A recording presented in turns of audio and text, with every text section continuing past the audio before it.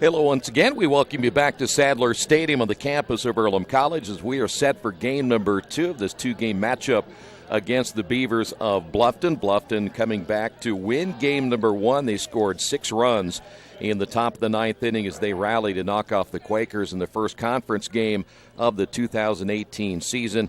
They win it by a final of 7-4. The Beavers now 12-6 on the year. The Quakers falling to 14-5. We will talk about the matchup in game number 2. We do know that Kyle Gorman will be going for the Quakers, and of course he faced this team 3 times last year, picked up 2 wins. We'll talk about those numbers coming up in just a few moments. Colby Clifton will be going tonight, the sophomore out of Ohio City, Ohio. He'll be going tonight for Bluffton, left-hander. We'll talk about his numbers in a few minutes as well. Starting lineups are just right around the corner. Stay right there. This is Earlham Baseball, Radio Troy Digital Sports. Some people are born lucky. Other people take luck into their own hands, avoid stepping on sidewalk cracks, and wouldn't dare walk under a ladder. But whether you were born with luck or make your own, when it comes to your insurance coverage, luck should have nothing to do with it. So talk to Indiana Farm Bureau Insurance today or visit them online at infarmbureau.com to purchase an auto policy. Indiana Farm Bureau Insurance. Stop knocking on wood. Questions about your coverage in Wayne County? Call 765-962-9548 and ask for me, Kevin Shearer. Since 1994, Beach Automotive has provided motorists in the Richmond area with comprehensive auto repair services that include car and truck care, alignment, brakes, tires, engine, transmission, and more. You'll be hard-pressed to find the same level of expertise that our auto mechanic specialists provide. For a high-performing vehicle, trust Beach Automotive. To learn more, call 765-966-8181. Beach Automotive, 110 East Main Street, Richmond.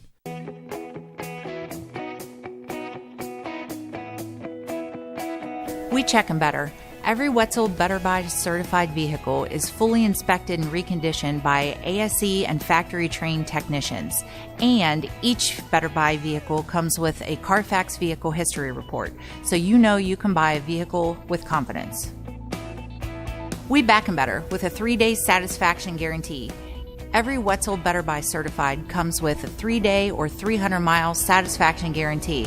If you don't like it within that 3 days or 300 miles, just bring it back and we'll exchange it for a vehicle of equal value. Every Wetzel Better Buy certified vehicle comes with a 12-month, 12,000-mile warranty. We price them better.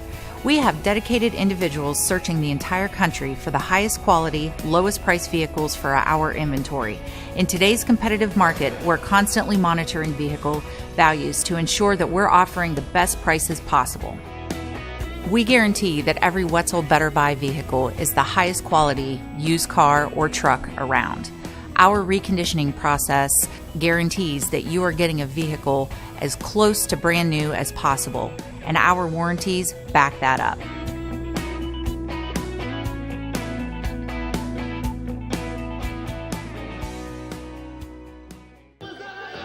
Kyle Gorman will get the start here in game number 2. We're going to talk about Kyle coming up here in just a couple of moments. Here's how the Bluffton Beavers will line up in our second game. Reed Rule will lead things off. He'll be in center field. Colin Gregory hitting second and right field. Ryan Golden, the DH, hitting third. Cleanup hitter and playing shortstop is Jacob Latkovsky. Reed Mouse back behind the plate. He'll be hitting fifth.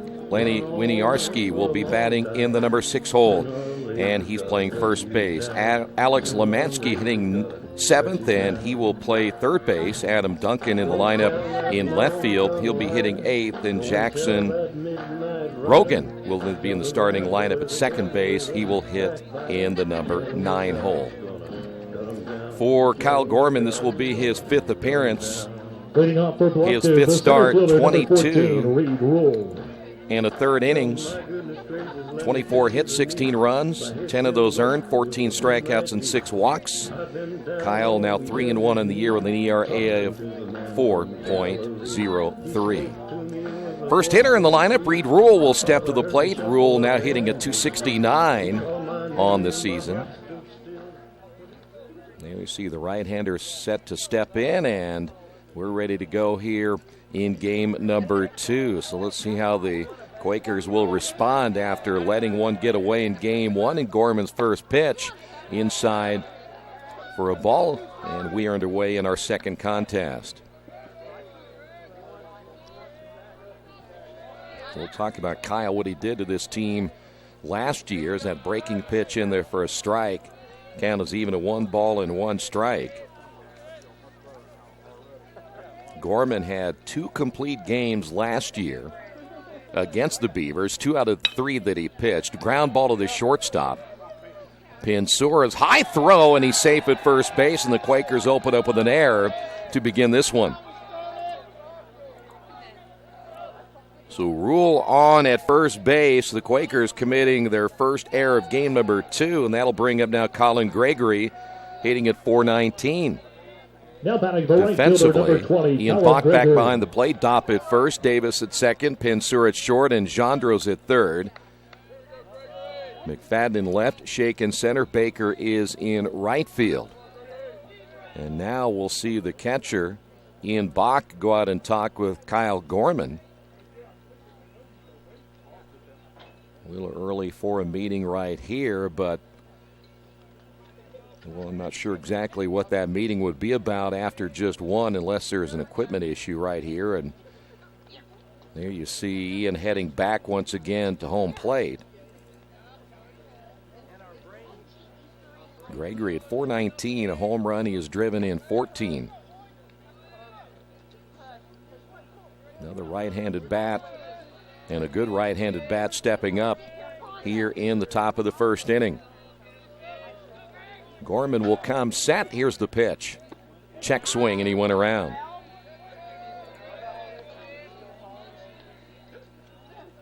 We talked about at the end of the first game when the Quakers ended up losing in the 9th inning. Everyone in a little bit of disbelief. You haven't seen a Quaker baseball team lose a lead that late in the ball game, especially giving up that many runs as the breaking pitch is low. And the count is even at 1-1 strike. The meeting in right field that the Quakers generally hold with the players after games didn't last very long. And now they're back to business here in game number 2. 1-1 strike, the stretch, and the pitch. In there for a strike, snap throw to first, not in time. Ian doesn't have the same type of an arm from behind the plate as the Quakers have had over the last couple of seasons. Cody Krumloff was a staple behind the plate for the Quakers and a great defensive catcher, and that's a nice job right there by Ian, getting out from behind the plate to stop a potential wild pitch by Gorman. And the count is 2-2 strikes.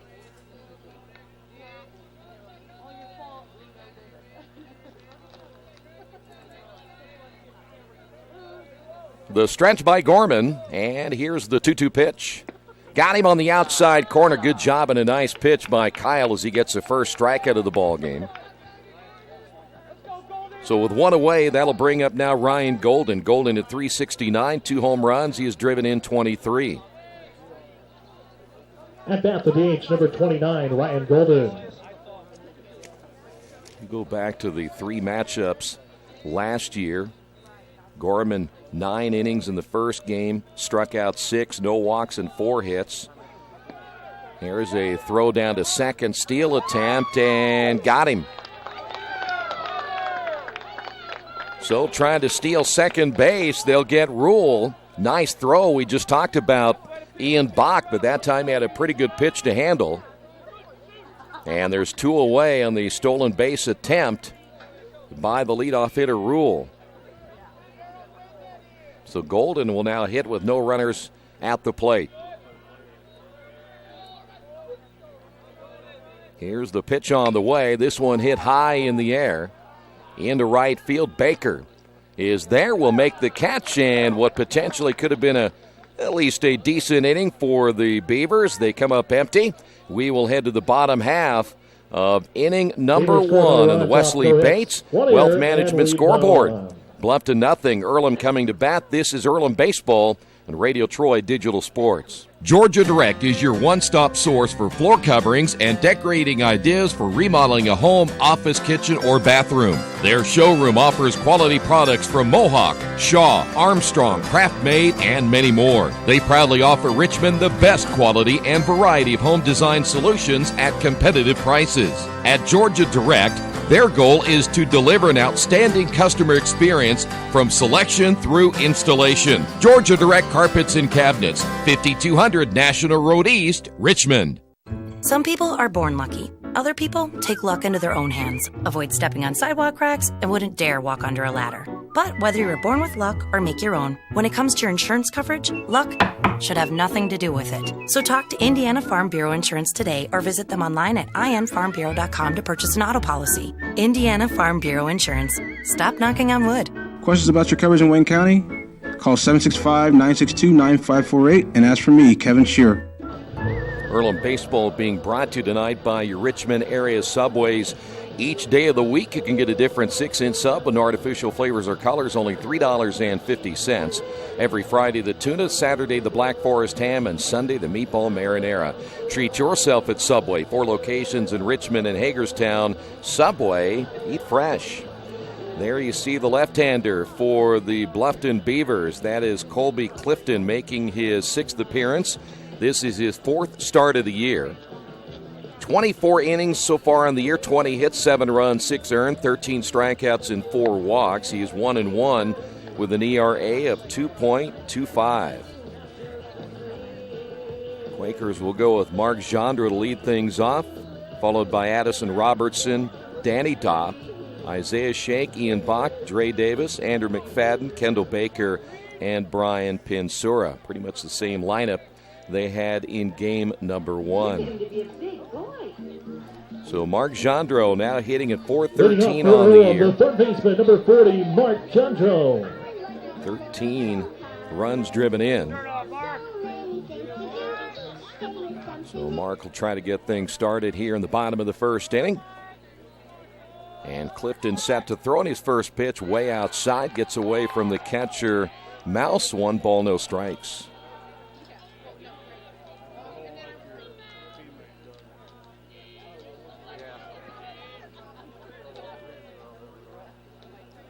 Virtually no wind here now in game number 2 of this 2-game set. Fly ball into right field. Gregory is there and will make the catch, 1 away.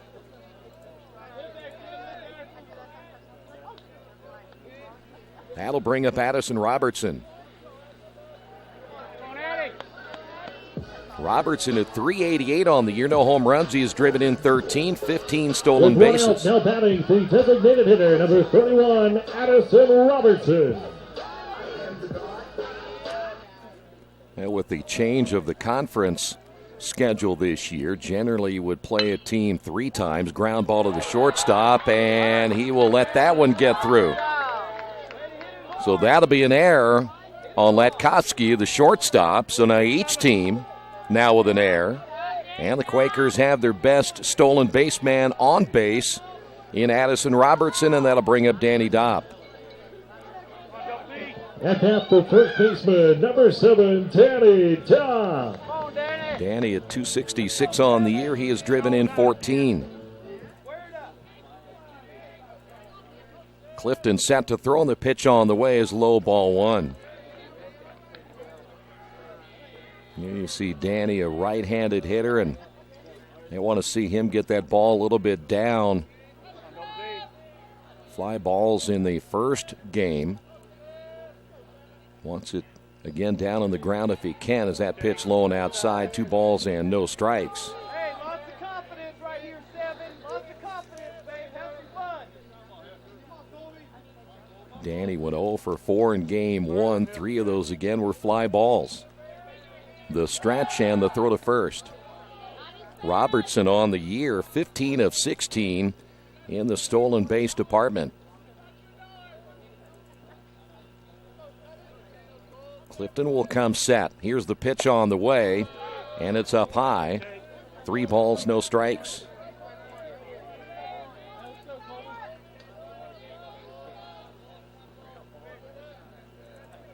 Clifton's ready to throw, and the pitch is outside, ball 4. So now the Quakers runners at first and second. Here's Isaiah Shake.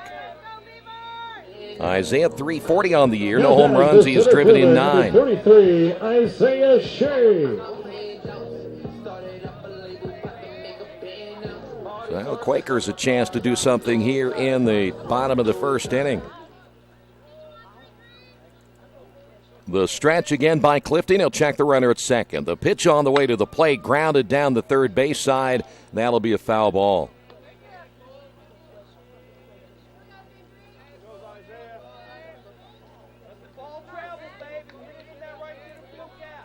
One away here in the bottom of the first inning.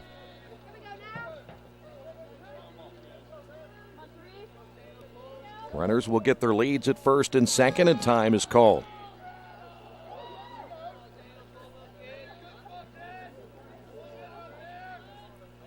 The stretch by Clifton. As he comes set, he'll check the runner at second. The pitch on the way, hit foul.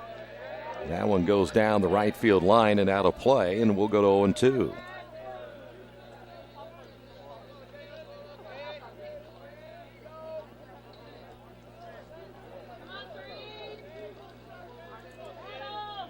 Quakers a chance right here with 2 runners on base. Try to get on top in this one. The stretch by Clifton. The pitch. Runners take off, swing and a miss. And was it fouled off? I think it was. So Isaiah got just a piece of it, so the runners will have to go back to first and second. And we'll stay at no balls and 2 strikes. Keep working in there. Keep working.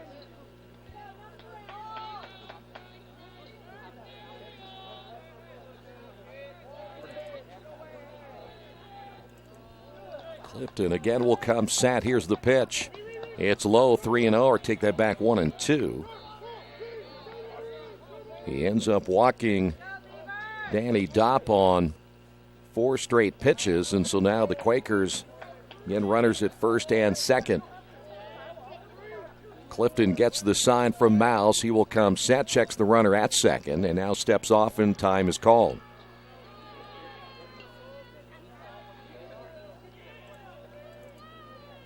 There you see the left-hander Clifton.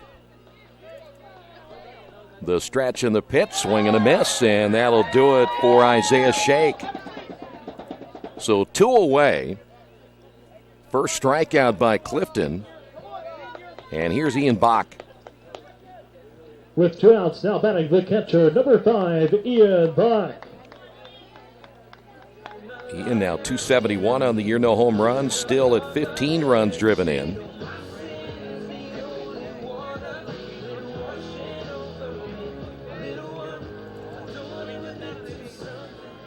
As Ian again will step in for the first time here in game number 2. Here's the stretch. And the pitch on the way outside. And again, Mouse having to stop that one from going to the backstop.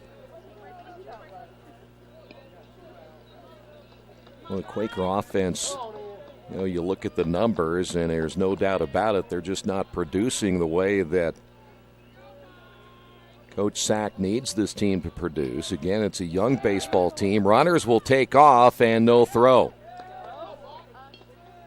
So double steal there for the Quakers, and the count, 2 balls, no strikes. That was a delayed steal by Danny Dopp at first base. I think he's waiting to see what Robertson was going to do. So Robertson now with 16 stolen bases. The stretch by Clifton. The pitch on the way, swung on and missed, 2-1.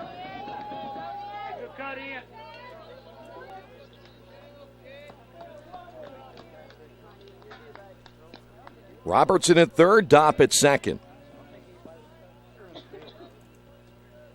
Now Clifton trying to get himself out of this situation in the bottom of the first inning. That ball will get away from the catcher, but Mouse able to retrieve it in time, and the Quakers do not advance. Robertson will stay at third, Danny Dopp at second base.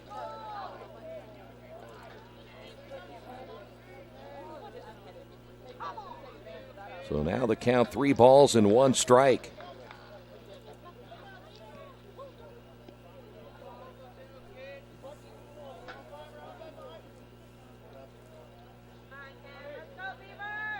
Clifton once again will step off the pitching rubber as he and Mouse, the catcher, unable to get together. Now they're ready to go. Here's the pitch on the way. Hit foul. Ian had a pretty good cut there. Now we'll go to 3 balls, 2 strikes.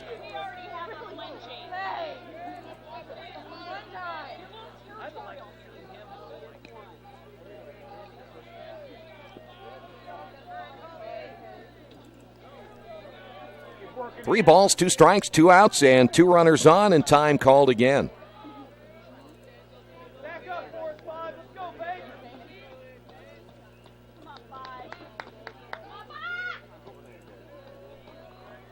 Runners will get their leads at second and third. Here's the pitch on the way, and it's up high for ball 4, and the Quakers have the bases loaded with 2 outs here in the bottom of the first inning. Second walk given up now by Clifton, and that'll bring up Dre Davis. Davis, 255 on the year, no home runs. He has driven in 12. 26, Dre Davis. And now Dre will step to the plate with the bases loaded, chance to give the Quakers the lead here in the bottom of inning number 1. The stretch by Clifton, and the pitch on the way is swung on and missed.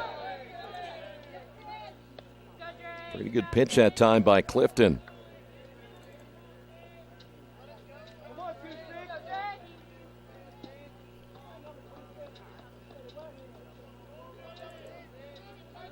Davis sets in as Clifton also coming set. Here's the pitch. Breaking ball stayed up high, and Mouse tried to frame that one behind the plate to no avail. 1 ball and 1 strike.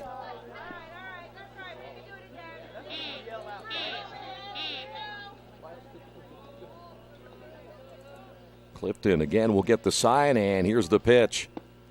Low and inside. And we'll go to 2 balls and a strike. Robertson at third, Dopp at second, and Ian Bach down at first base. The stretch by Clifton. And the pitch on the way, and it caught the inside corner for strike 2.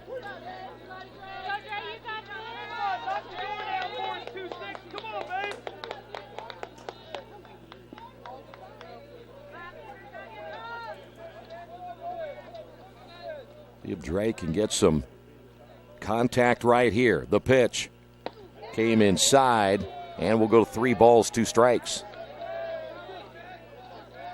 So full count, nowhere to put Dre Davis. All the runners will get a good jump. The stretch by Clifton. And the pitch on the way, hit well into right and should say into left field, but that's going to hang up, and that'll be caught by the left fielder Duncan for out number 3, and the Quakers will lead the bases loaded here in the bottom of the first inning. On the Wesley Bates Wealth Management scoreboard, Quakers and the Beavers tied at 0. Our community, it's where we live, it's where we work, it's where we play. At West End Bank, we're not just in the community, we're a part of the community. And that's why we support over 100 programs for local nonprofits and schools, including our financial literacy program that positively impacts countless students throughout the area. You bank locally, so we give back locally to watch people grow with endless possibilities. Since 1994, Beach Automotive has provided motorists in the Richmond area with comprehensive auto repair services that include car and truck care, alignment, brakes, tires, engine, transmission, and more. You'll be hard-pressed to find the same level of expertise that our auto mechanic specialists provide. For a high-performing vehicle, trust Beach Automotive. To learn more, call 765-966-8181. Beach Automotive, 110 East Main Street, Richmond. Back once again here at Sadler Stadium. No scores. We head to the top of the second inning. Latkovsky will lead things off, followed by Mouse. And Winiarski will be the third hitter in the order against Kyle Gorman.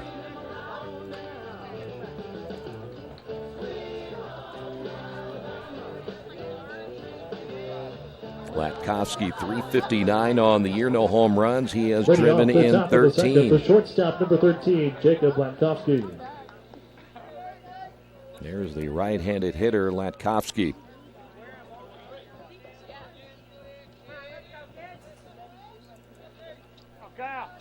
So now Kyle Gorman ready for his second inning as a strikeout. To his credit, after inning number 1, and the right-hander's first pitch on the way is hit right back up the middle. That'll be a base hit. Leadoff single for Latkovsky. And the first hit by either team here in game number 2. Here's Reed Mouse. At bat, the catcher, number 8, Reed Mouse. Mouse, one of several players on both these rosters out of Hamilton, Ohio. Gorman will come set. Here's the pitch. Mouse will bunt it, and a good bunt. Gorman will field and throw to first, and the sacrifice successful for Mouse as he gets the runner down to second base. Good fundamental baseball by Mouse. Winiarski steps to the plate with a runner at second base. With one out, now batting the first baseman, number 30, Lenny Winiarski. There you see the right-handed hitter.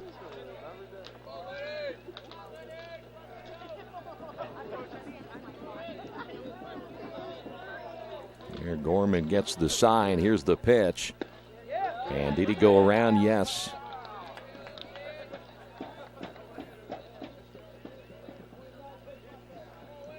Winiarski, 231 on the year, no home runs. He is driven in 8.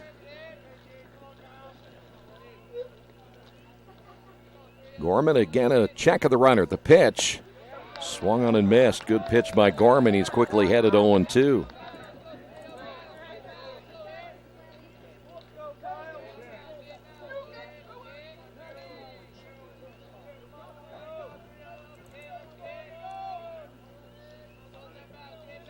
Gorman gets the sign as he'll come set, check the runner, and he'll turn and throw as Davis coming from behind. Not in time to get Latkovsky.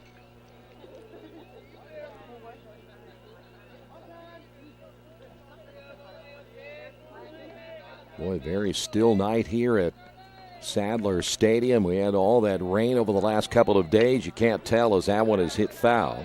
We'll stay at 0-2. We talked about it in game 1, and Quakers got outside a little bit on Wednesday late, and then yesterday was a complete washout. We are expecting more rain tomorrow, but again, with the schedule the way it is now in the HCAC, you're only playing 2 games. That pitch, boy, I tell you what, that's a pretty good pitch. 1 ball, 2 strikes. Not sure exactly where that one missed. 1 away here in the second. Quakers only managed 6 hits in that first game.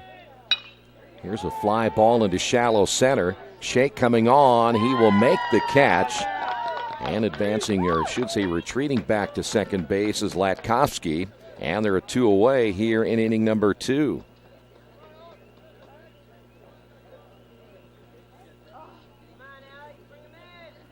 Alex Lemensky, 250 on the season. No home runs. He has driven in 7.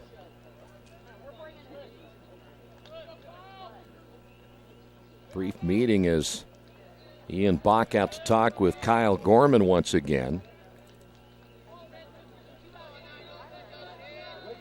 Now batting, number 9, Alex Lemansky. So now Lemansky steps to the plate. There you see the left-handed hitter. Kyle ready to throws the right-hander, checks the runner again at second base. The pitch on the way, and it's in there for a strike. Of course, here you hear some of the grumbling by the Bluffton fans that have made their way here. They thought that pitch might have been a little bit too far outside. Lemansky back in as time called.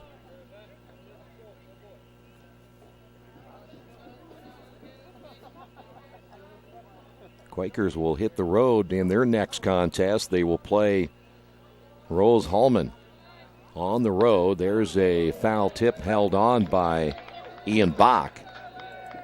And we'll go to no balls and 2 strikes. Quakers will play at Rose coming up on April the 4th before coming back here next weekend. The 0-2 pitch on the way is outside. Good waste pitch. We'll go to 1-2. Next weekend you have the Friday matchup. Take that back, the Saturday matchup, Hanover at 1 and 3:30, and then they'll play DuPont, a non-conference contest on Sunday. That is a 3 o'clock start time. The 1-2 delivery on the way, and a miss is just outside. We'll go to 2 balls and 2 strikes.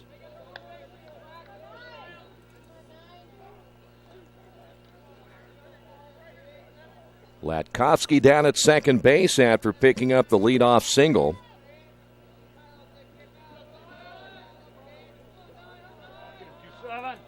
Gorman will come set. Here's the pitch on the way. Good breaking ball, and it crosses the plate right at the knees, and Lemansky will strike out to end the top of inning number 2 as Bluffton will leave a runner in scoring position. We will head to the bottom of the second inning. On the Wesley Bates Wealth Management scoreboard, no score. For the past 35 years, Van Vliet Insurance has built a reputation of bringing a personal touch. That's because at Van Vliet, it's all about you, your needs, your life, and our town. Along with providing quality coverage to individuals, families, and local businesses, we're proud of our community and the opportunity we have to protect your future within it. Van Vliet Insurance, an Erie Insurance representative. Hometown professionals at work for you. Big Boys Pizza is now open in Richmond, located at 1015 East Main Street, next door to the Civic Theater. The menu has great sandwiches, pasta, salads, and of course, pizza. Come dine in, carry out, or have your food delivered day or night, at home or at the office. Other locations are in Connorsville and Brookville. Bring in a sports ticket after any game and receive 10% off your purchase. Ticket must be dated for the same day as your purchase. Dine in, take out, or delivery, Big Boys Pizza. 765-488-0023. Head to the bottom of inning number 2. Still no score, just 1 hit. This one kind of looking like we had in game number 1, where both the teams struggling early. Things picked up once the 2 starting pitchers were long gone, and again the Beavers come back to get the win in game number 1. Of the second, the left fielder, number 16, Andrew Here is McFadden. Andrew McFadden, 218 on the year, no home runs. He has driven in 9. And Clifton set to throw, and his pitch is low for ball 1.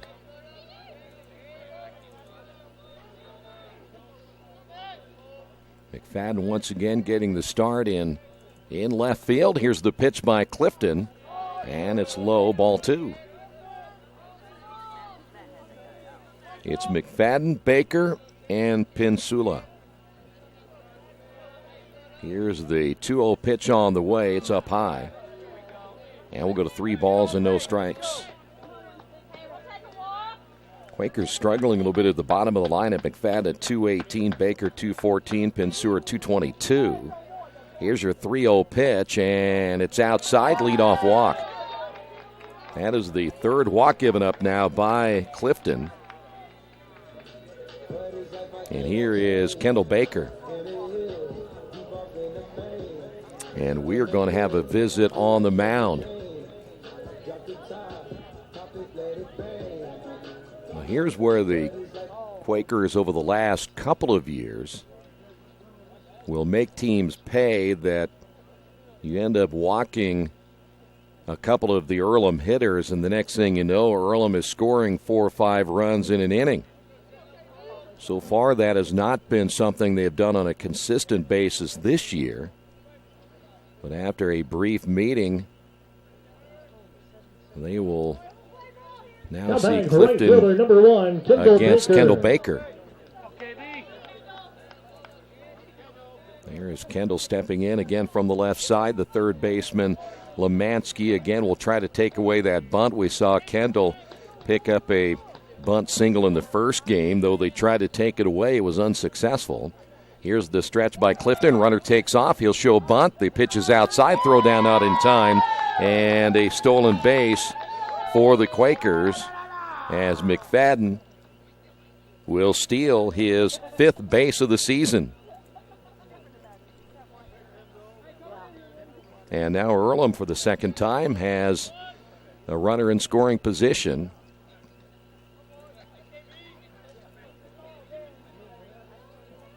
Kendall back in as once again Clifton struggling a little bit here with his control, as that will be pulled back in time by Baker as he shows bunt once again.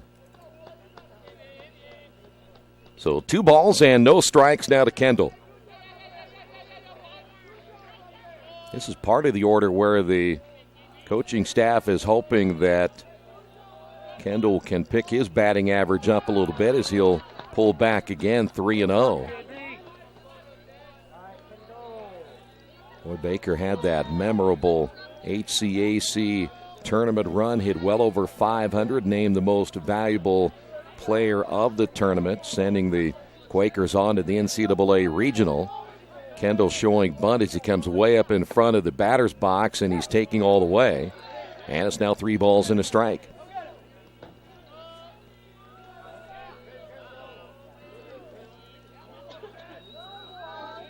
Boy, a base hit. He can pull it to the right side. McFadden has really good speed down at second base, and that'll be ball 4.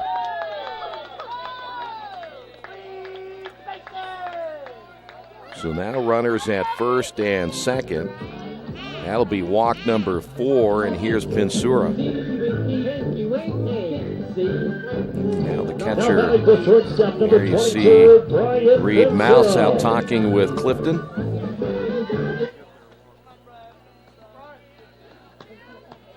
Clifton doesn't appear, at least at this point, to be totally comfortable on the mound as, again, Pinsura steps in from the right side. The stretch by Clifton. Here's the pitch on the way, and it's in there for a strike. Here's some of the Earlham fans not happy with that call either. No balls and a strike. Clifton, you see, gets the sign as he comes set. The pitch on the way. Pinsura showing bunt again. The pitch this time low and inside, and Brian did not offer that time. And we'll go to 1 ball and 1 strike.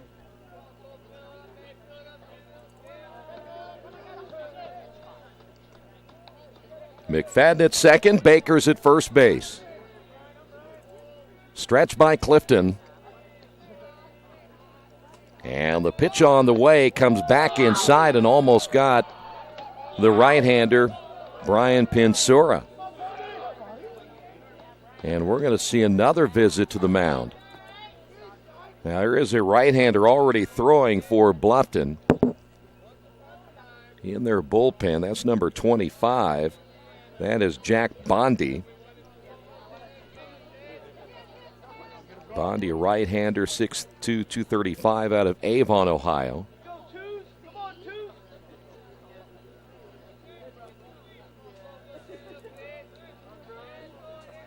So now Pinsura back in. Clifton down on the count, 2 balls and a strike. The stretch and the pitch. Bunted first base side, but bunted foul. So now 2-2. I would imagine here for Pinsura, the bunt would be off. And they'll let him swing away, but sometimes you never know when you're in a situation like this. You really want to get those runners over to second and third. Here's the stretch.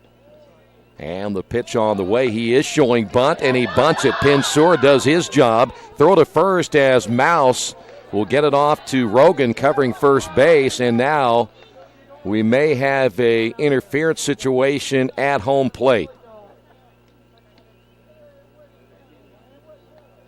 The umpires getting together. They may say that Pinsura was out of the batter's box, interfered with a catcher, Mouse.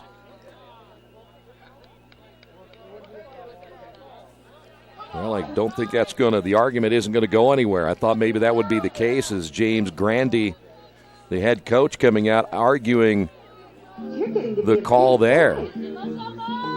But now the sacrifice working one away. Now batting number 40, and the leadoff hitter now, Mark Gendreau.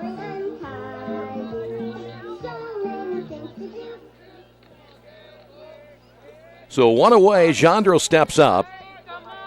Clifton into the stretch, and the pitch hit well into left field. That is going to be on a line drive to Duncan. He'll make the catch, tagging at third, diving and scoring, and the Quakers lead it 1-0. As McFadden crosses the plate.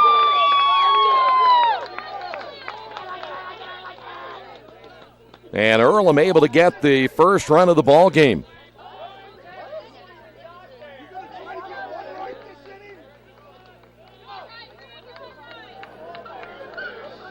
So Gendreau gets the sacrifice fly. Number 31, Addison Robertson. And here is Addison Robertson.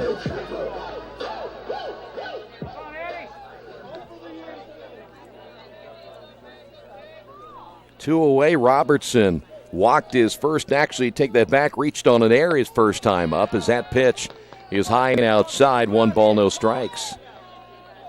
It was the air on the shortstop, Latkovsky, that enabled Robertson to get on base. He was stranded at third in the first inning. The stretch again by Clifton, and the pitch on the way, low and outside, 2 balls, no strikes.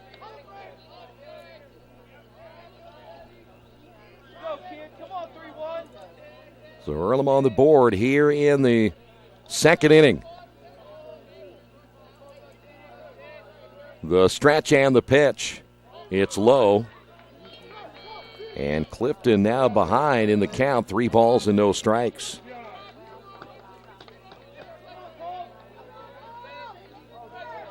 There are 4 walks on the board now by the left-hander Clifton, and coaches hate those walks. They eventually will come back and get you at some point.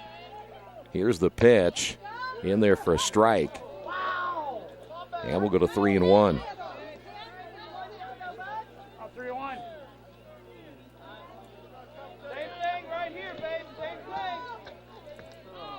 3 balls and 1 strike, the stretch.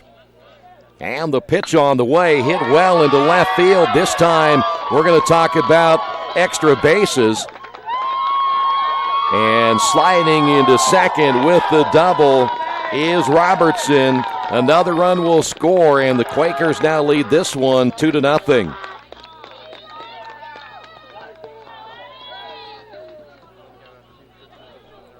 We have another visit now to the mound, as that may be it for Clifton. That time the walk coming back to get him. Quakers get their first extra base hit.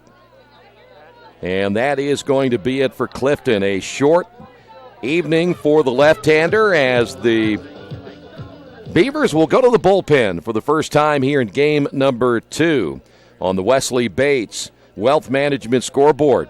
Quakers on top of this one, 2-0.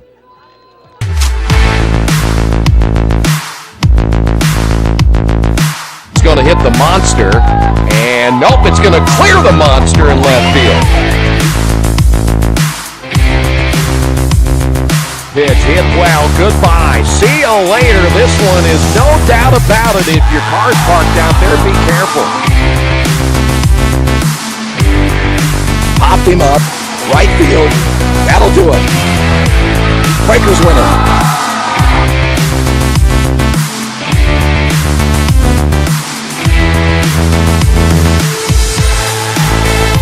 The payoff pitch on the way, back up the middle, base hit, nearly took the umpire out, and the Quakers will win. Oh, yeah, that's what's known as a home run, ladies and gentlemen.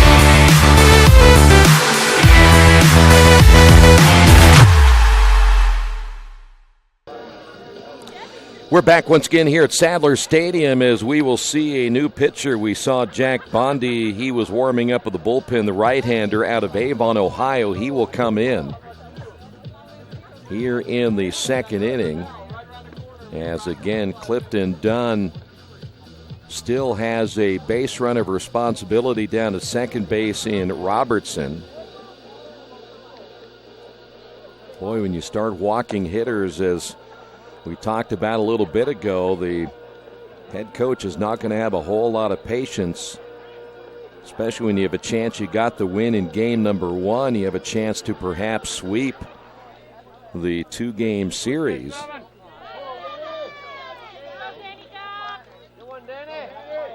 Now So Bondi will take over. 7, Danny Dopp. Here is Danny Dopp.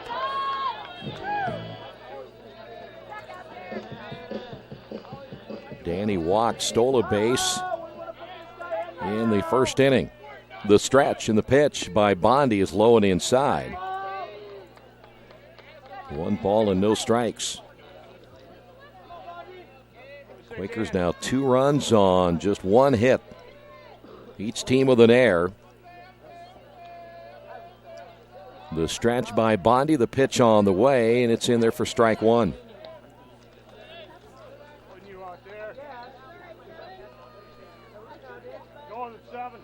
Robertson's double, the first extra base hit of the entire day so far for Earlham.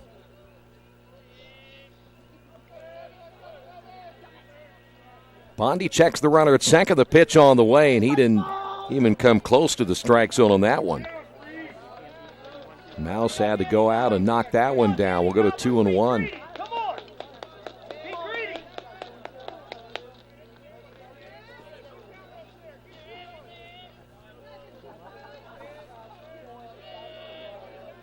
Bondi comes set.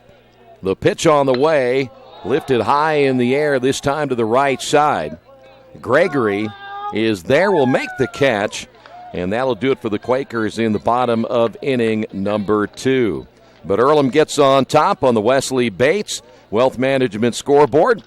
Earlham on top of this one, 2-0. Kate's Cages is the #1 indoor training facility for baseball and softball in Richmond by far. With top-flight instructors, you will learn how to play the game the right way. Everything from pitching, hitting, catching, and fielding. Kate's Cages will also have the opportunity to participate in triple play fall ball, the softball academy, individual and team camps, and individual private workouts. Kate's Cages Baseball and Softball Indoor Training Facility, 1366 Rose City Boulevard. Call 993-2353 for more information.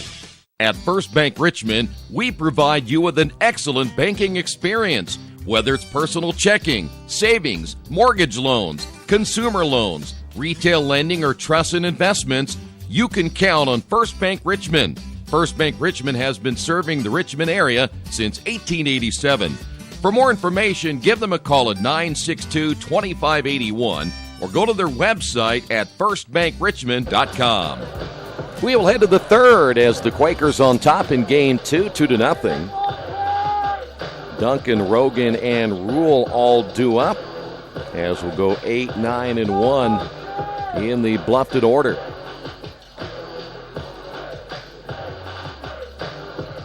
Well, we mentioned the 2 games of the 3 last year that we saw that Kyle Gorman threw, in which he completed 2 of those games. If he gets a win here today, I would think that Bluffton would be awful glad not to see him again for a while. Boy, Duncan had a really good first game. He has raised his batting average up to .312 as that pitch high and tight, 1 ball, no strikes. He was hitting in the below the Mendoza line when he came into this one, but now hitting over 300. Popped him up. Davis, the second baseman, and he dropped it. Well, I'll tell you what, that's just one of those instances where I think he took his eye off it at the last moment. Quakers have their second error, and that ends up being a 2-base error because Duncan never stopped running. That ball was hit a mile high, but I don't know if maybe Davis lost it above the lights or not, but at the very last second, in and out of his glove, and so now the Beavers have a runner on, and that'll bring up now Rogan, the number 9 hitter. Jackson Rogan hitting at .353. The pitch on the way, it's outside, 1 ball, no strikes. Rogan did not play in game 1. This is his 13th start of the season. No home runs, he has driven in 4. The stretch and time called.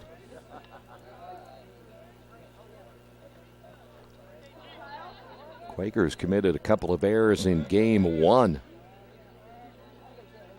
One of those was by Dre Davis. The stretch and the pitch. He'll show a bunt, and the pitch is outside. 2 balls, no strikes.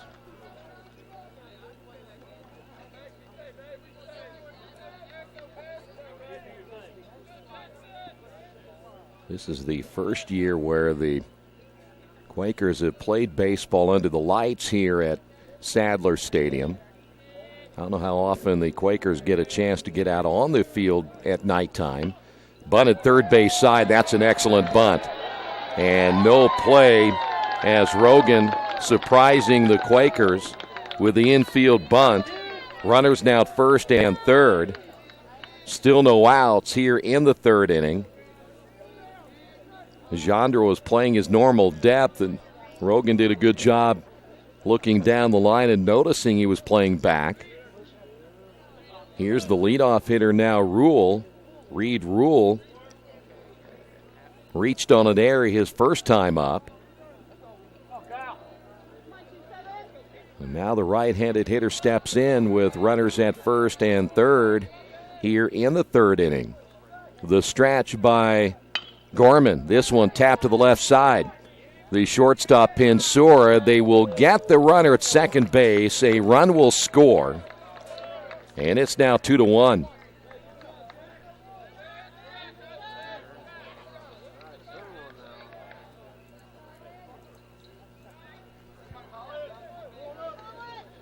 So Duncan crossing the plate. Rogan out at second base.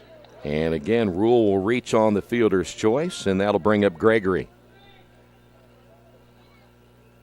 Stretch again by Gorman. The pitch on the way, swing and a miss. No balls and a strike.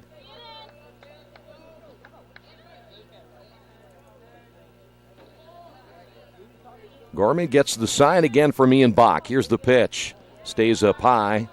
And the count is even at 1 ball, 1 strike. Boy, Duncan, what a 2-game series he has had already. And you look at his numbers coming in, you would not have expected it. There's a strike. And the count goes to 1-2. Greg, I take it, didn't like that call as you see him looking down to his third base coach.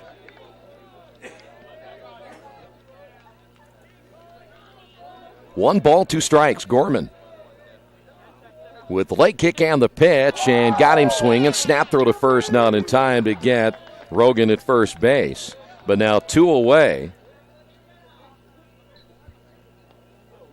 Gregory strikes out for the 2nd time. And that'll bring up now Golden. Now batting number 29, Ryan Golden. Golden, .369, entering game number 2 as he flew out his first time up. There's your left-handed hitter stepping in once again as the throw goes to first. Hey, it's pretty close play right there as Rule barely got back in time. Pretty good move by Kyle Gorman. The pitch tapped in front of the mound as coming off is Gorman. His throw to first is in time, and that will do it for the Beavers here in the top of the 3rd inning.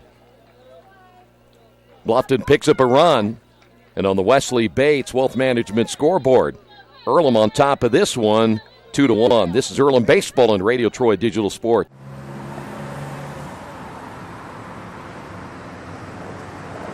I got this.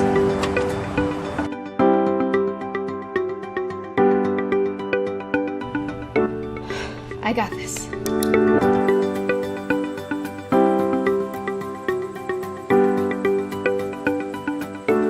I got this. At Harrington Hogue, we believe your life belongs to you. That's why we work hard to make sure that your insurance coverage is the last thing you have to worry about. So when it comes to keeping you protected, we got this.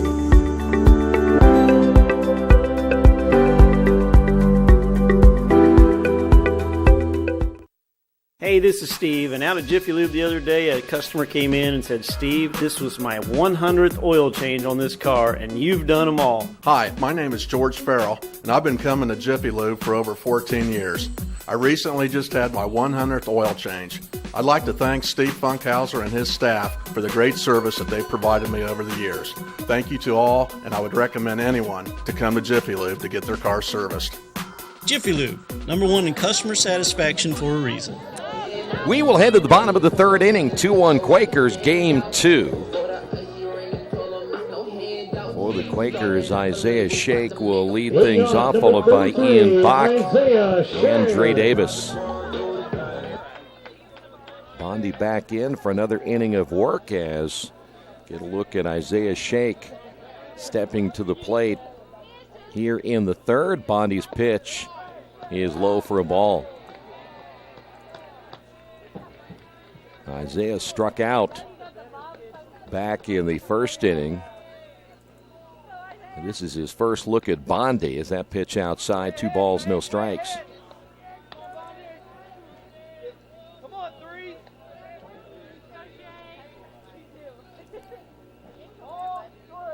The 2-0 delivery on the way. That one's hit right at the second baseman, Rogan, and will snag it, and there's one away. I don't think that ball was hit as hard as we thought it might be. Rogan waiting for it right at second base. Now batting number 5, here's Ian Bach. Bach walked his first time up. His first look also at Bondi, and the pitch is outside, 1 ball, no strikes. Quakers still trying to get that offense going here in game number 2. The pitch, low and outside, 2 balls, no strikes.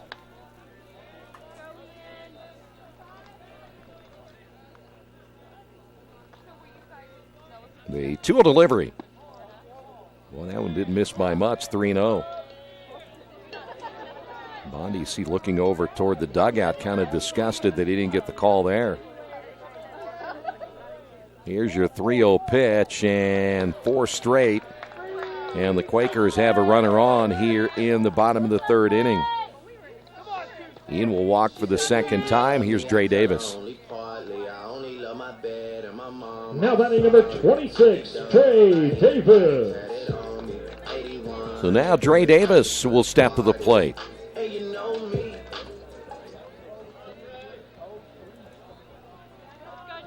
The stretch by Bondi and the pitch on the way. That's hit down the line but foul. And Davis now falls behind a no balls and a strike.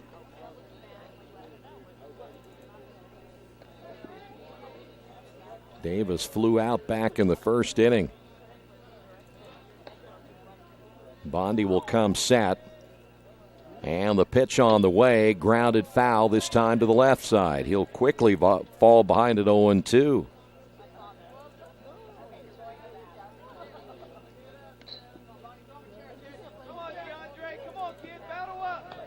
No balls and 2 strikes.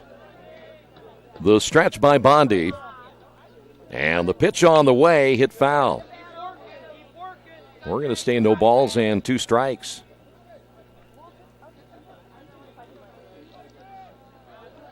Quakers trying to even the series. Of course, just 2 games because of the shortened HCAC conference schedule. Just 18 games to be played this year as that pitch low and outside. One other aspect of the tournament is there will be one more team added this year to the postseason because of the game schedule being dropped from 27 down to 18. 1 ball, 2 strikes. Bondi will come set. and throws to first.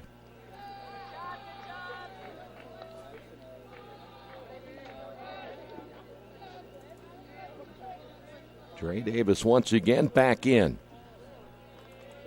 Stretch by Bondi. Here's the 1-2 pitch on the way. Popped him up. Shortstop going out, and he'll make the catch as Latkovsky there right in front of Duncan, the left fielder, to make the catch.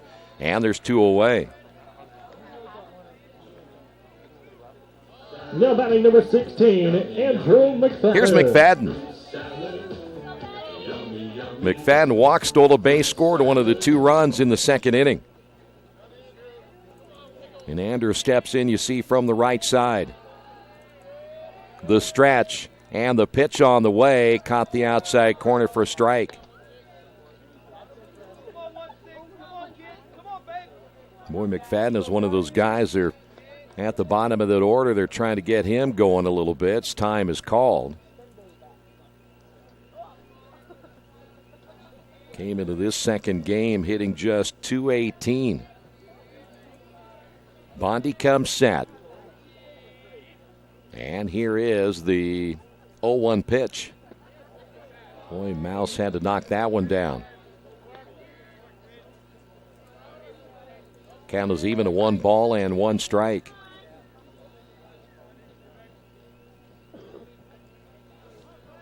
Two away here in the third. Bondi again will come set. Short lead at first. The pitch on the way. That's a strike. And quickly 1-2. Well, here's the situation. We have 1 ball, 2 strikes. One thing you don't want to do is watch a called third strike right here. Put the ball in play. Here's the 1-2 delivery way outside. And, boy, Bondi at times really giving Reed Mouse a workout behind the plate. And we'll go to 2 balls and 2 strikes.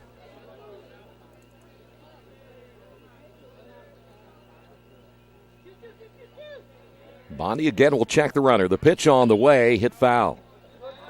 And we'll stay 2 balls, 2 strikes.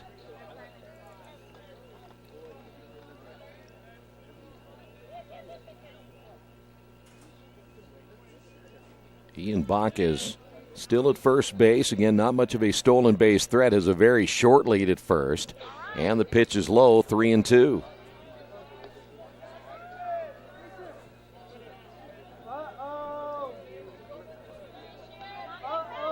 Three balls, 2 strikes, 2 outs. And Ian will get a good jump down at first base. The stretch and the pitch, and popped him up. Should be an easy play for the third baseman, as well, I say easy, but that one nearly pops out of the glove of Lemansky down at third, but the Quakers go quietly in the bottom of the third inning. On the Wesley Bates Wealth Management scoreboard, we will head to the fourth. Earlham on top of this one, 2-1.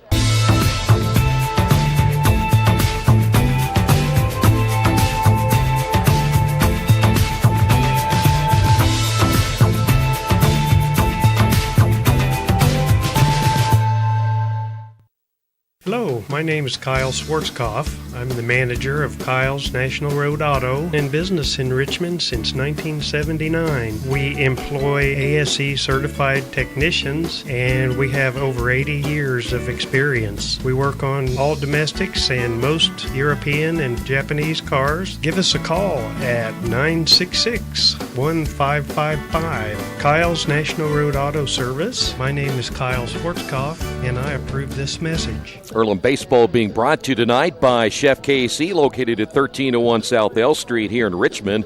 Catering for all events or occasions, personal chef and traveling barbecue service, and carry out and delivery is available. Chef KC, 1301 South L Street here in Richmond, and just in time if we ever get to spring. We're almost to the summer outdoor cooking season. Let him do the work. Here you see Kyle Gorman as we will head to the fourth inning. Latkovsky, Mouse, first 2 hitters.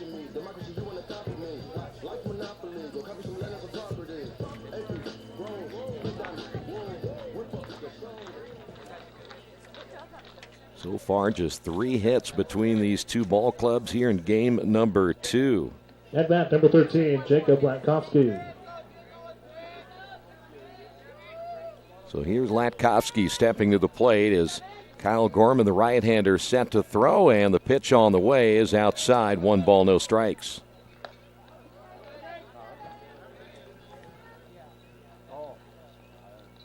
Latkowski singled in the second.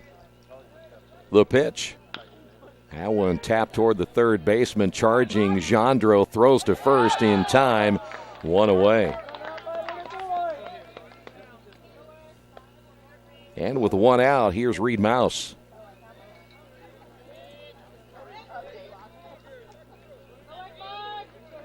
With 1 out, now batting number 8, Reed Mouse. Reed will sacrifice in the second inning. Here's the pitch by Gorman, and it's just low and outside, 1-0.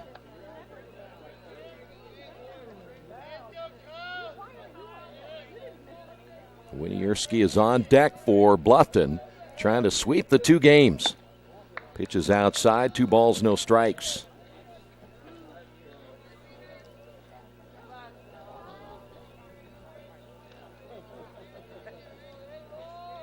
Gorman with the leg kick and the pitch. There's your strike, 2-1.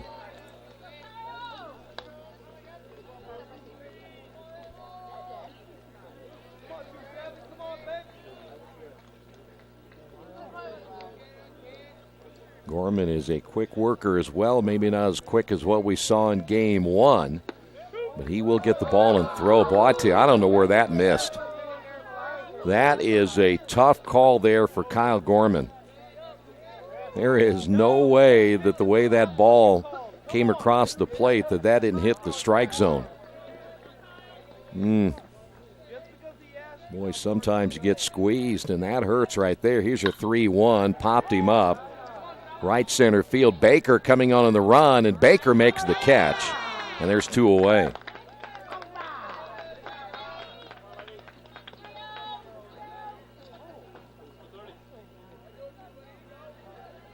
Here's Winierski. Stepping up to the plate, number 30, Lenny Winierski. So 2 away, 2-1 Quakers on top. Well, Gorman did a good job not letting that non-strike call bother him. That's a strike.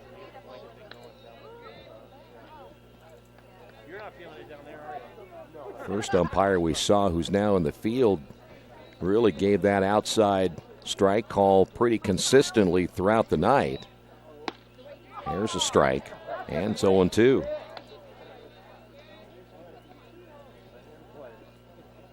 And 2 away here in the bottom half. Should say top half of inning number 4.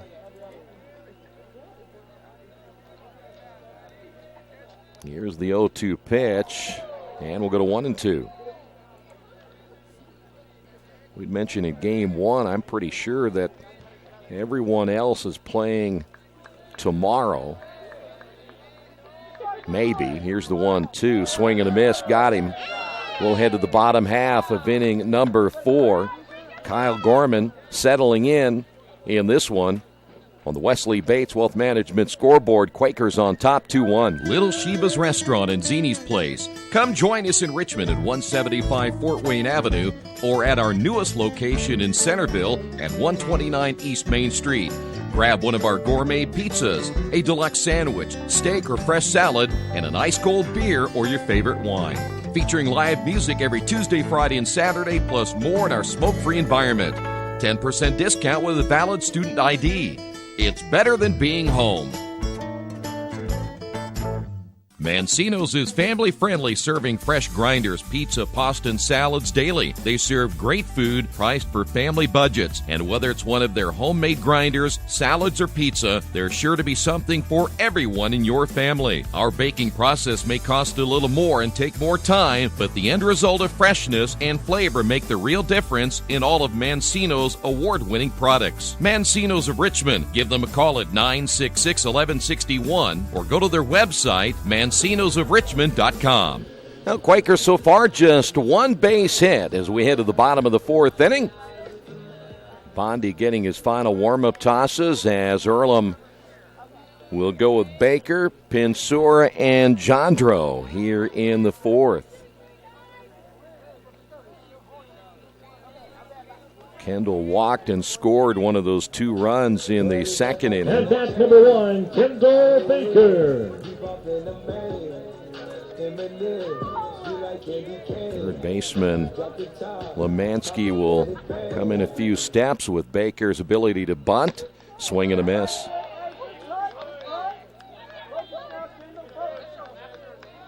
Kendall reminds you a lot of Ichiro Suzuki, the way that he slaps at the baseball. There you see him with that open stance from the left side. Pitch is low and inside, 1 ball, 1 strike. I think the key for this offense, though, in many ways, is what will the bottom of the order do? Can they pick up the numbers the way they did a year ago? 1-1 pitch hit foul. Earlham generally doesn't have your 6, 7, 8, and 9 hitters hitting 255 and below, and that's where they have struggled a little bit offensively of late. Here's your 1-2 pitch. Got him.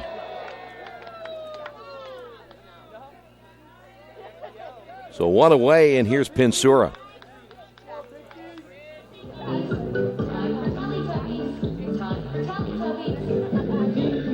Now batting number 22, Brian Pinsura. Pinsura sacrificed his first time up back in the second inning. The right-handed hitter steps in. Here's the pitch on the way, and it's in there for strike 1. Quakers just can't seem to get this offense rolling so far against Bluffton. That pitch is outside. Really, in the first game, they had the one decent inning in which they ended up scoring 3 runs. That was in the 6th, but overall it just wasn't a very good offensive game. This one blooped into center field. That'll be a base hit. So the Quakers pick up just their second hit with 1 out here in the 4th inning. Pinsura on. You're getting to be a big boy. And here is Jandro, the leadoff hitter. At bat number 40, Mark Jandro. Here is Jandro. Jandro steps up with a runner at first base. This one hit foul down the right field line. And we'll go to no balls and a strike.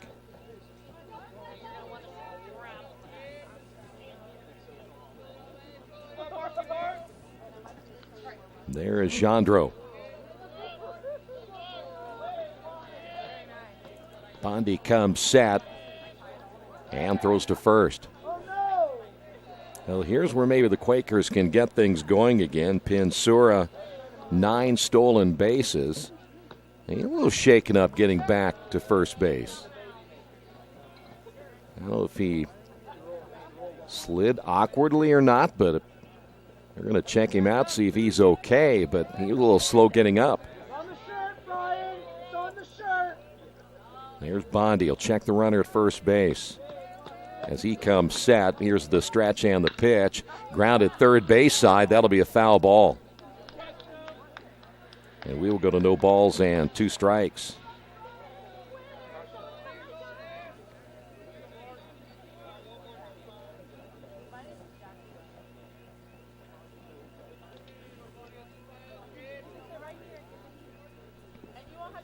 Jandro in that leadoff spot, hitting well over 400. The stretch again by Bondi. And the pitch on the way, low and outside. And you got to give Reed Mouse a little bit of credit. He has taken a beating at times here in game number 2. Started with Clifton, the starter, and now Bondi has missed a couple of times. That ball coming off that turf right in front of Mouse behind the plate. 1 ball, 2 strikes. 1 away here in the 4th. The stretch and the pitch. Runner takes off. The pitch is low. Throw down to second, not in time. And a stolen base again for the Quakers. And now 2 balls and 2 strikes to Mark Gendreau. Pinsura now in double figures with his 10th stolen base of the season. And the Quakers have a runner in scoring position. The stretch and the pitch on the way came inside, and we'll go to 3-2.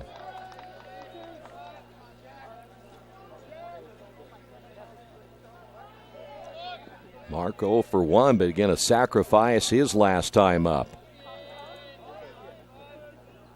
Here's the payoff pitch on the way, popped him up, and that'll go out of play to our right. And we'll stay at 3 balls and 2 strikes.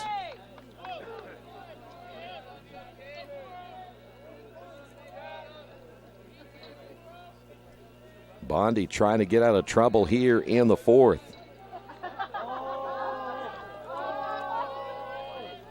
Three balls, 2 strikes. Bondi, a long look now to Reed Mouse. We'll check the runner at second. And the pitch on the way to the plate, grounded toward the hole, and that gets by the third baseman deep in the hole, and nowhere for Lemansky or Latovsky to go with the baseball. That'll be an infield base hit. So Gendreau gets the single, and that'll bring up now Addison Robertson. Now batting number 31, Addison Robertson. Third hit for the Quakers. Robertson's been on base twice here in game number 2. Robertson walked in the first inning and then doubled in the second inning. This one hit foul to our right. And we'll go to no balls and a strike. There's Bondi once again as he's trying to work himself out of trouble here in the 4th inning. Robertson steps back in from the right side. No balls and a strike. The stretch. And the pitch on the way. Hit foul. And we're going to go 0-2.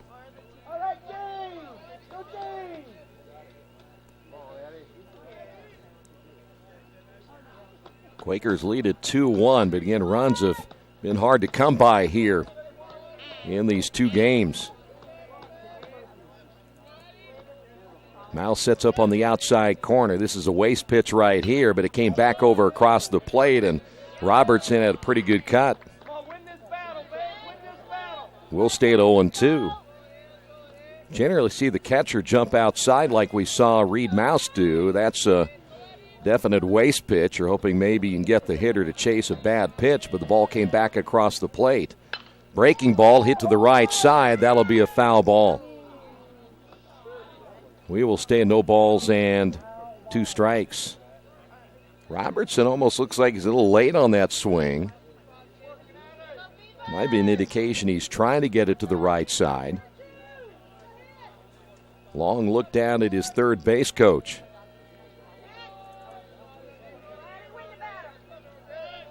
Runners again at first and second.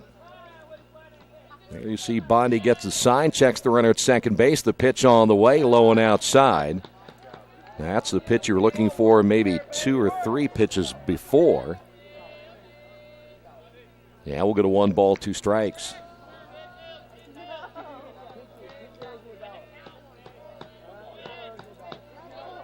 The stretch again by Bondi, a check of the runner and the pitch. Runners will take off. Robertson swinging at a pitch outside the strike zone, just trying to protect the runners. And they both will advance now to second and third. So Robertson will strike out. That's out number 2, but again, the Quakers will get the double steal. And that'll bring up Danny Dopp. Danny Dopp.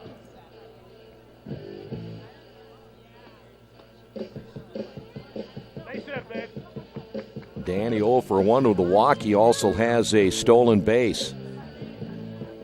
They're checking out Pinsura again down at third. I think he must have injured that right knee when he slid back into first base on a pickoff attempt by Bondi a few moments ago.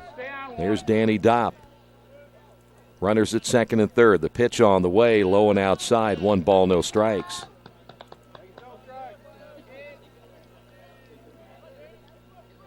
Well, Earlham now figuring that after game 1, in which they gave up the 3-run lead in the top of the 9th inning, they need to get as many runs as they possibly can, especially with the way the bullpen struggled in game 1. Bondi's pitch on the way, hit to the right side, backhanded by the first baseman.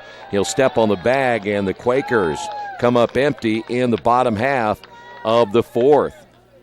So Earlham will leave a couple of runners on base. We will head to inning number 5 on the Wesley Bates Wealth Management scoreboard. Quakers trail this one 2-1. Best One Tire and Service has been committed to our partners since 1948. With more than 250 locations in 26 states, Best One puts over 1 million tires on the road every year. Superior tires, expert service, competitive prices. Best One Tire and Service, where the best costs less. Hi, I'm Roger Clark with Best One of Richmond. Because Best One is one of Bridgestone's largest retailers, we offer exclusive Bridgestone savings. Visit us in Richmond to save on Bridgestone tires today. New Vision Sports is a training program that focuses on the training and improvement of this serious-minded athlete, including all ages and skill levels. From creating customized workout plans to providing ongoing motivation and support, New Vision strives to help you achieve your training goals. Their trainers use a variety of effective workout plans based on your specific goals. New Vision Sports, 977-5831, or go to their website, newvisionsports.com. That's New Vision Sports with a Z. Kyle Gorman so far holding on to a 2-1 lead as we now move to inning number 5. Lemansky, Duncan, and Rogan.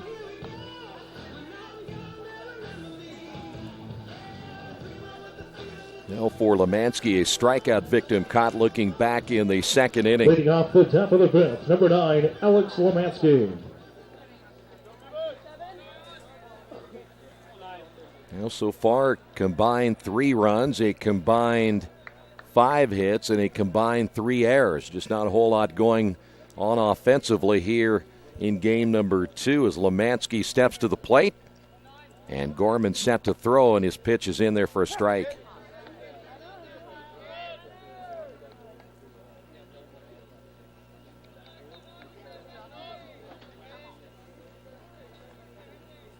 Here's the 0-1. That one missing low, 1 ball, 1 strike. Well, we all knew coming in, and again, things are different year by year, but Earlham knew they didn't have the horses offensively that they had a year ago. That pitch in there for a strike. They knew pitching-wise they would be just as strong, even without Howie Smith from a year ago, but you have a healthy Walter Talcott, Kyle Gorman back for his 2nd year.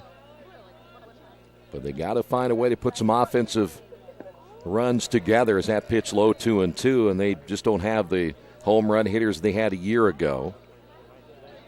So they're playing more small ball than they have. 2 balls and 2 strikes. Gorman with the pitch on the way, swung on and missed.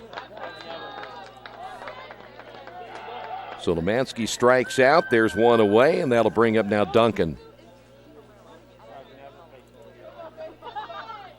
Duncan reached on an error, scored the only run for the Beavers in the 3rd inning.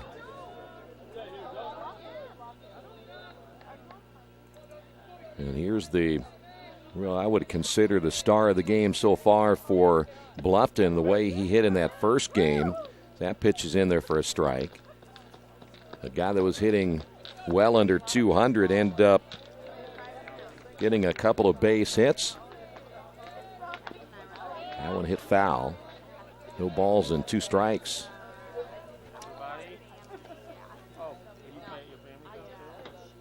Duncan was hitting in the number 9 hole, and he ended up getting 3 base hits, scored 2 runs, even got a stolen base.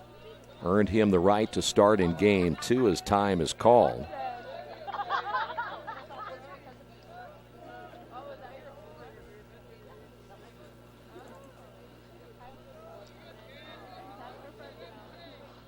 Kyle set to throw the 0-2 pitch, and it's outside, 1-2.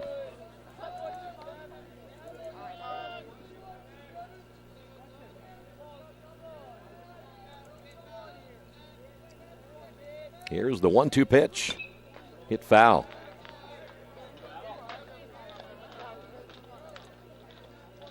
Well, Duncan continues to swing the bat the way he has tonight. He might really find himself in the lineup more often. Here's your 1-2 pitch on the way. Not like that as Kyle Gorman. Nice changeup right there. Drops across the plate. 3 straight strikeouts now by Gorman. And that'll bring up the number 9 hitter, Rogan. With 2 away now, batting number 46, Jackson Rogan. Rogan singled in the third. As Gorman set to throw on the pitch in there for a strike. If you missed us in game 1, the Quakers ended up losing 7-4, giving up 6 runs in the 9th inning. Pitch almost getting Rogan will go to 1 ball, 1 strike. And of course, you look at the pitching of Walter Talcott, ends up striking out 16 on the night, swing and a miss, and did not figure in the decision. But those 16 strikeouts, a career high for Talcott. 1 ball, 2 strikes, 2 away. That one chopped foul will stay at 1-2.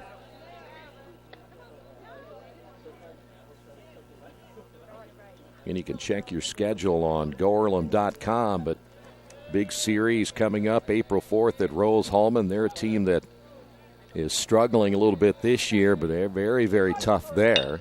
Ground ball back up the middle.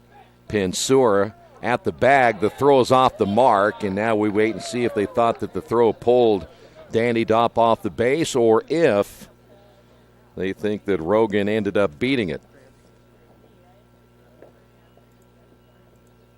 Nonetheless, as now we see Pensura go down, it is him laying out behind second base. And we mentioned a little bit ago that I thought he got hurt at first base. And so far, no one coming out to see how he is doing, at least at this point.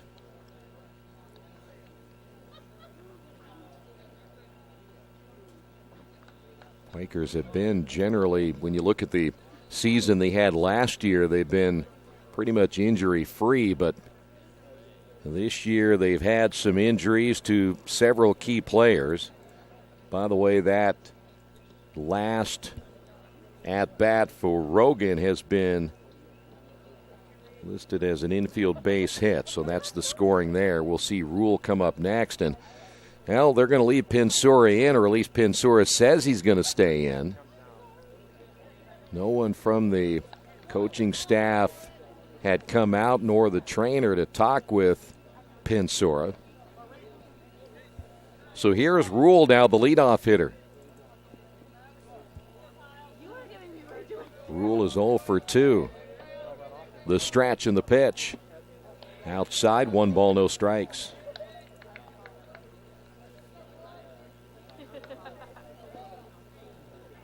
Again, Kyle so far giving up just 3 base hits. Runner takes off. The throw down to second base, and they lay the tag on. They did not get him the second time. Davis trying to get Rogan sliding past the bag, so Rogan will get a stolen base. And the count 1 ball and 1 strike.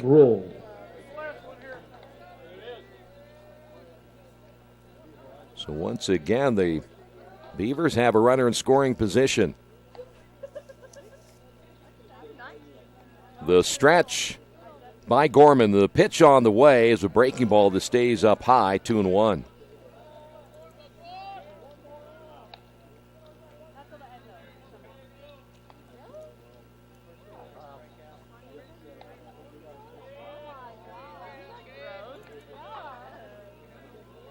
Kyle again ready to throw as he comes set.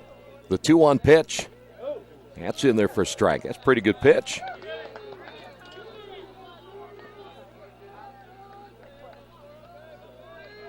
Rule entering game 2 at 269.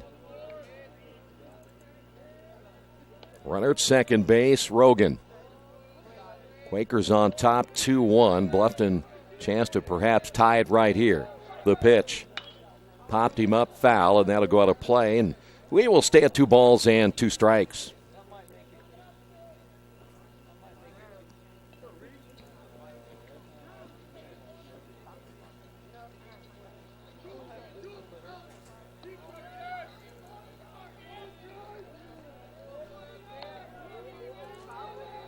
Here's the break-even pitch on the way, and it's outside, 3-2.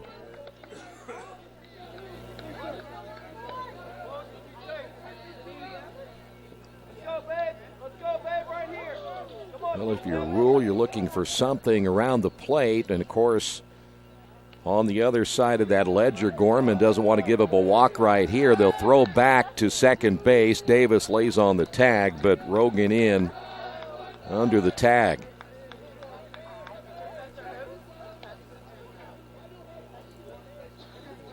Three balls, 2 strikes, 2 away as we play here in the top of the 5th inning of game number 2.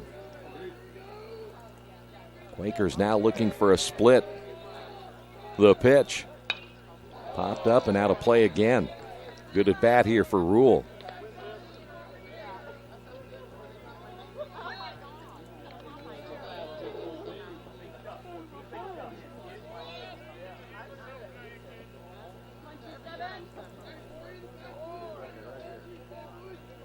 Time will be called as Ian Bach, along with the right-hander Gorman, unable to get together on the sign, so now they're ready to go.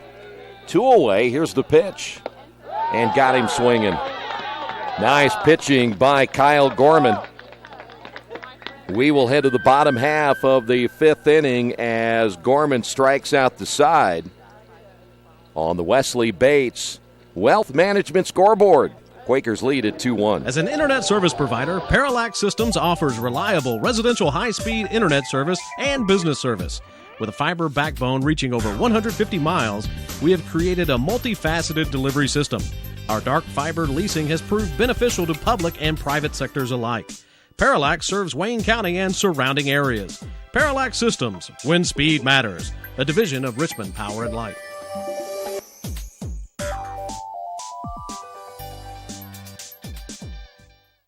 The Purdue Polytechnic Institute in Richmond is part of a statewide network that offers the same technology degrees available in West Lafayette. The benefit of earning your degree at the Richmond location is that the campus is small enough to provide you with dedicated one-to-one attention while you earn your degree from Purdue University. Purdue Polytechnic of Richmond. Give them a call at 973-8228 or go to their website for more information at polytechnic.purdue.edu. Earlham Baseball being brought to you tonight by Jason Wise at Better Homes and Gardens First Realty Group. He has an idea for an alternative fundraiser for you as well as your school or nonprofit. If you list, buy, or refer a customer mention this promotion, he will donate 10% of what he makes on the transaction to that school group or nonprofit of your choice in your name. For more information, contact Jason Wise at Better Homes and Gardens First Realty Group at 969-3400. Isaiah Shake will lead things off here in the bottom of the 5th inning. It's the first pitch into the netting. He'll fall behind at 0 balls and a strike. Isaiah 0 for 2 here in game 2. That pitch drops in for a strike, and Bondi quickly ahead at 0-2.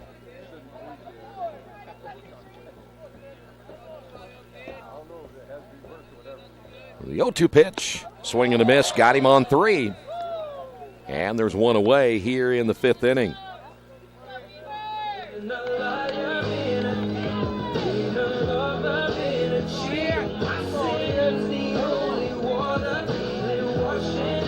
Here's Ian Bach. That's at number 5, Ian Bach. Bondi gets the sign, the pitch on the way, hit foul. Ian has walked twice. And there you see Bondi, the right-hander. He has pitched well since coming in back in the second inning. The 0-1 missing low and outside, 1 ball, 1 strike. Since coming in, Quakers have managed just 1 base hit. That was Pensura. 2 balls and a strike.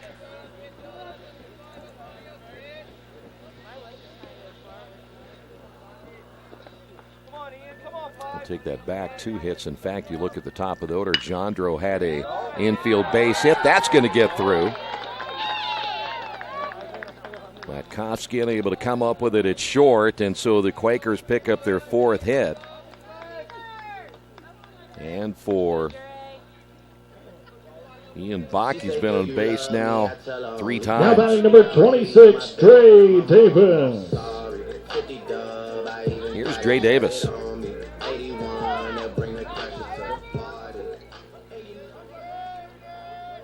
Third baseman will come in, try to take away a possible bunt attempt, but Davis swinging all the way, and he swung at a bad pitch out of the strike zone.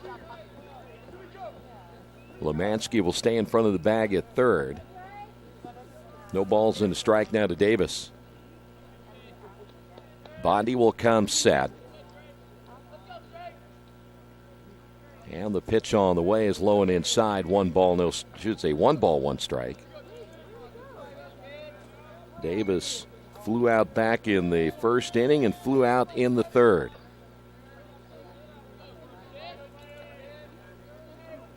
The stretch again by Bondi. And the pitch on the way, missing low, 2 balls and a strike.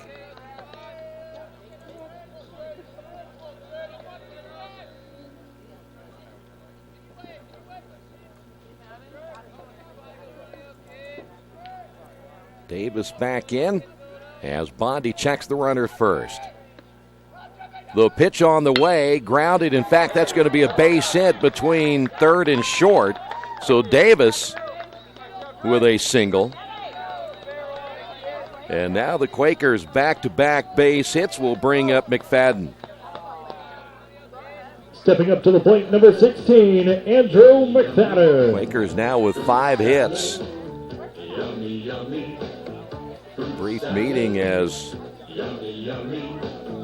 Reed Mouse out to talk with Bondi.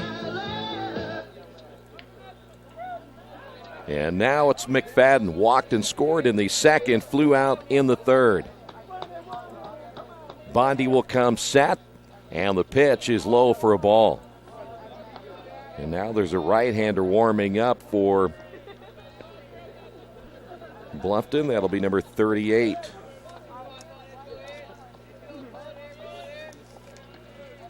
Here's the stretch again by Bondi in the pitch, low and inside, 2 balls, no strikes. Tommy Seamer, we saw him in the first game, and now another meeting. This is more to give Seamer a chance to get more warm-up tosses down in the bullpen than anything, then get him ready to go. Earlham needs a big inning. You just look back at game 1 and certainly didn't like the way that ended, but you'd love to see him get something going. I'm talking more about just getting something going offensively, and they're going to have to start scoring more runs as we go if they continue to get deeper and deeper when they do in the season, as that pitch 3-0 and try to peak it around tournament time. 3 balls, no strikes. Bondi, the right-hander, trying to keep from getting the bases loaded as he took something off that one and missed high, and the bases are loaded.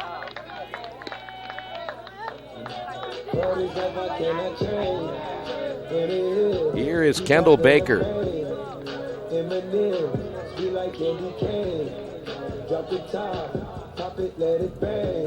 And we're going to see a pitching change right now as Bluffton will not wait, as Bondi is done for the day, and we will see Tommy Seamer come back in. The dirt kicker is coming in next We will talk about Seymour coming up in just a couple of moments. Stay right there. This is Earlham Baseball and Radio Troy Digital Sports. At the Reed Orthopedic Center, our physicians and support team devote themselves to helping you return to a healthy and active lifestyle. Our expertise includes shoulder, elbow, foot, ankle, hand, wrist, hip, and knee injuries, as well as pain management and rehabilitation and school athletic training programs and sports medicine. We are committed to providing you with the best possible orthopedic treatment that we can. To request an appointment at the Reed Orthopedic Center, call 765-935-8905. For over 30 years, Reynolds Plumbing has been keeping the Richmond-Wayne County area running. Whether on commercial properties, restaurants, or residential, they've done quality plumbing, heating, and air work for thousands of customers. In a small town, a company like theirs cannot stay in business for as long as they have without being very good at what they do. It's not just about quality work, it's about customer service. If that's the kind of experience you want on your next plumbing or HVAC job, then Reynolds Plumbing has you covered. Call Reynolds Plumbing today at 966-0994. Our community. It's where we live. It's where we work. It's where we play. At West End Bank, we're not just in the community, we're a part of the community. And that's why we support over 100 programs for local nonprofits and schools, including our financial literacy program that positively impacts countless students throughout the area. You bank locally, so we give back locally to watch people grow with endless possibilities. Hi, this is Steve Funkhauser, and I was talking to someone the other day about how friendly and professional the crew at Jiffy Lube is, and they said, "You are always so upbeat. I'm going to call you Mr. Positive." And so now I am Mr. Positive. And I want you to know how proud I am of you and that you are doing a great job today. And hey, do something nice for somebody. Make somebody smile. Smiles are contagious, you know. I want you to have a great day and the horse you rode in on. Jiffy Lube. Fast, friendly, professional. I'm Mr. Positive, and I approve this message. We mentioned the new right-hander as he was in the bullpen a couple of moments ago, Tommy Seymour. We saw the right-hander out of Liberty Township, Ohio in game number 1. And so he will come in with the bases loaded and be facing Kendall Baker with 1 out here in the bottom of the 5th inning. Quakers trying to add to that 2-1 lead. There you see the final meeting as everyone back to their respective positions, and we're ready to go. Now batting number 1, Kendall Baker. Kendall steps in there. You see Baker right there. Baker walked and scored a run in the 2nd inning, struck out in the 4th. Good opportunity right here for the senior outfielder. And the pitch is outside. 1 ball, no strikes.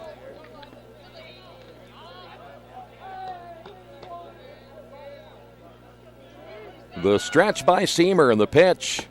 Missing again outside, 2-0.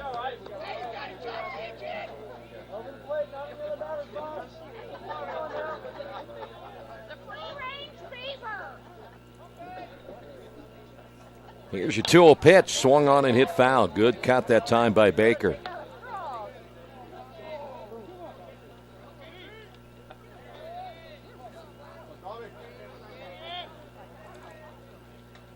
Hit foul again. This time into the screen. We'll go to 2-2.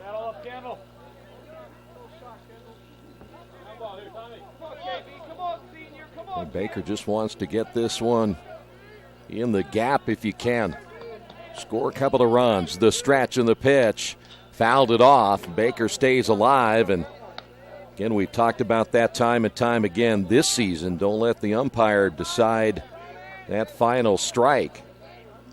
Be in there swinging the bat. Anything close at 2 strikes.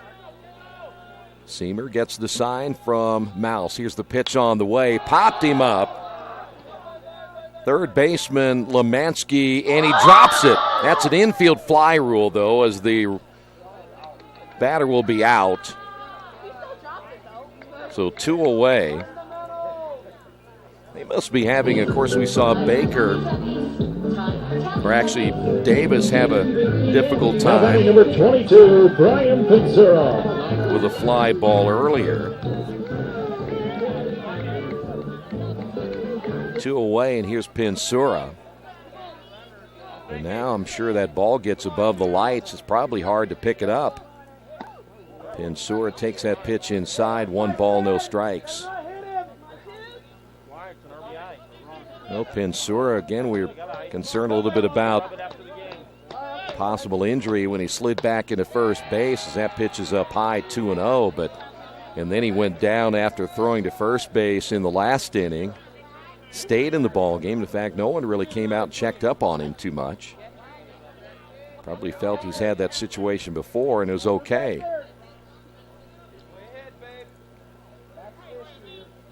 Seamer.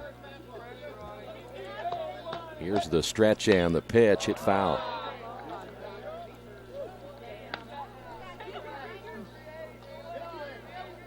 Two away as we play here in the 5th inning. Pensura still a chance here with the bases loaded. The stretch and the pitch. Got by the catcher, but again, that one bouncing off the backstop area where there's a concrete backstop. And Reed Mouse played it perfectly as it bounced right back to him. If you are a base runner, you have to be fully aware that that can happen. And you don't want to get yourself caught getting thrown out at the plate thinking you got plenty of time. That thing's got to carry him away, otherwise it comes right back to the catcher. Seamer trying to clean off his cleats. He, by the way, unloaded all the dirt that was in front of the mound earlier in game 1.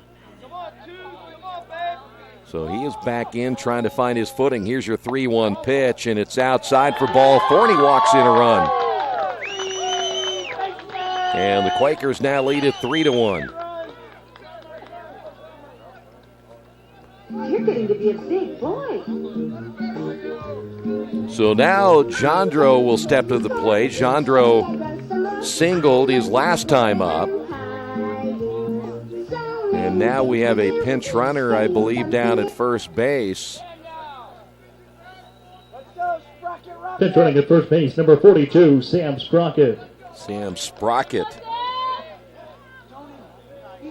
So we will probably see Sprocket come in for Pensura. At bat number 40, Mark Jandro. Here's Jandro stepping to the plate. Here's see Mark. We mentioned he singled his last time up. Base is still loaded, and that pitch inside for a ball, 1-0. Seamer really struggling here in relief for the second straight game. The pitch on the way and over the head of Jandro, and now we'll see Mouse come out, and there you see Seamer. He's going to dig a bigger hole. He just doesn't like our dirt. I think it's what it is.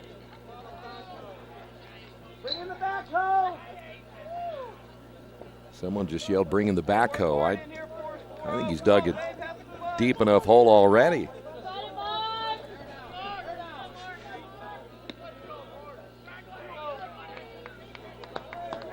Two balls and no strikes. Quakers can really open things up here in the 5th inning. The pitch. It's up high again. 3-0. Fans here really getting on Seamer. The stretch and the pitch on the way, and he missed it low and outside and walks in another run. And the Quakers again lead this one 4-1.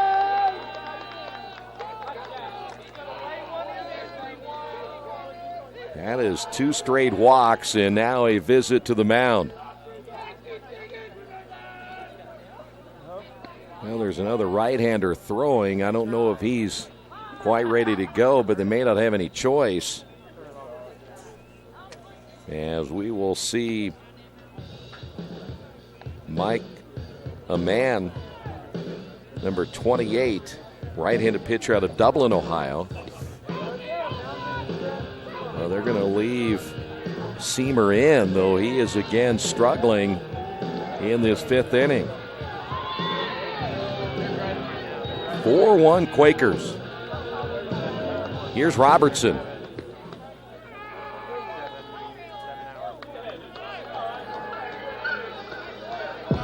At bat number 31, Addison Robertson. So there's Robertson. 2 consecutive walks, and the Quakers add 2 runs. Here is the pitch. That caught the outside corner for a strike. Robertson, 1 for 3. The pitch hit hard to the shortstop, and he will not get to that one as he bobbles it. It goes into center field. 2 runs will score, and the Quakers now lead this one 6-1. Second error of the ball game now for the Beavers. And now the Quakers really starting to open things up as Robertson will reach on the air. And that's going to do it for Seamer. He is done for the night. 4 runs across. We'll tell you about the new pitcher coming up in just a couple of moments. Stay right there on the Wesley Bates Wealth Management scoreboard. Quakers on top, 6-1.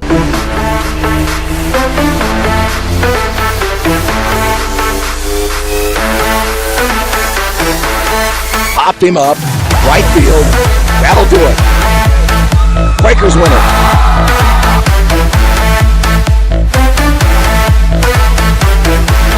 It's going to hit the monster, and nope, it's going to clear the monster in left field.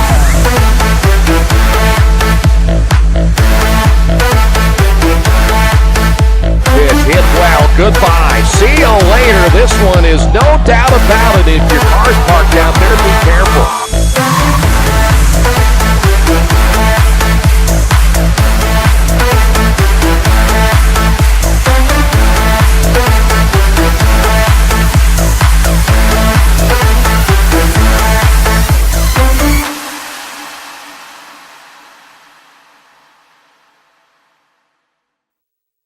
Wish me luck, wish me luck. We've all said it. Thing is, life doesn't run on luck. For most people, it takes careful planning. A lot more than, say, crossing your fingers or toes. So talk to Indiana Farm Bureau Insurance. Because as your life changes, your life insurance coverage should do the same. And when it comes to your coverage, luck should have nothing to do with it. Indiana Farm Bureau Insurance. Stop knocking on wood. Questions about your coverage in Wayne County? Call 765-962-9548 and ask for me, Kevin Shearer. Mentioned Bluffton in their bullpen going to number 28. And we saw him warming up a couple of moments ago, Mike Amon. He is out of Dublin, Ohio. Try to give you his numbers here in just a moment. Third pitcher used in game number 2 now by Bluffton. Number 7, Danny Dopp. And now Danny Dopp will step to the plate. Well, Earlham now returning the favor here in game number 2. There you see Danny. The stretch by Amon. And the pitch outside. 1 ball, no strikes. Well, the 2 runs still on base. Responsibility of the last right-hander. The pitch. Hit toward the second baseman, through his legs into right field. That'll score another run and another error on Bluffton. That'll be their 3rd error of the ball game, and Earlham on top of this one, 7-1.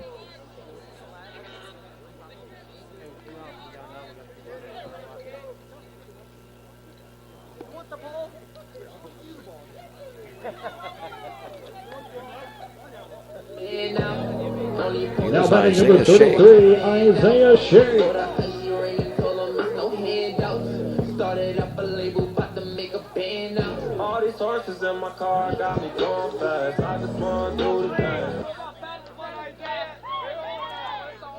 The stretch in the pitch, and it's in there for a strike.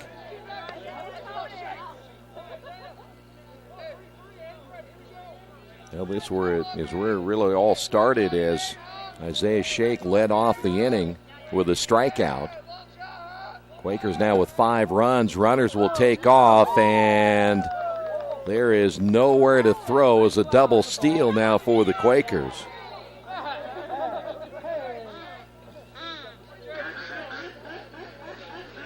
And now the count at 1-1 strike and runners at second and third. Heyman trying to get out of this inning. 2 outs.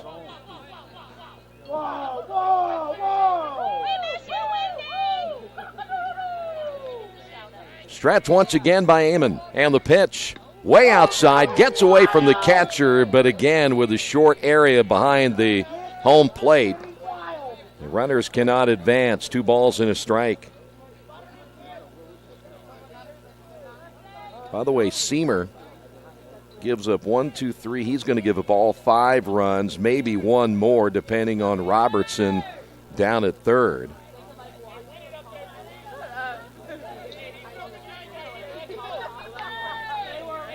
The stretch by Amon in the pitch. Way outside again, 3-1.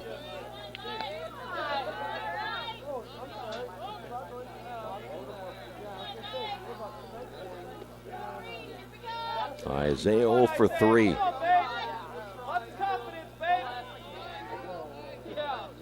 Here's the stretch and the pitch.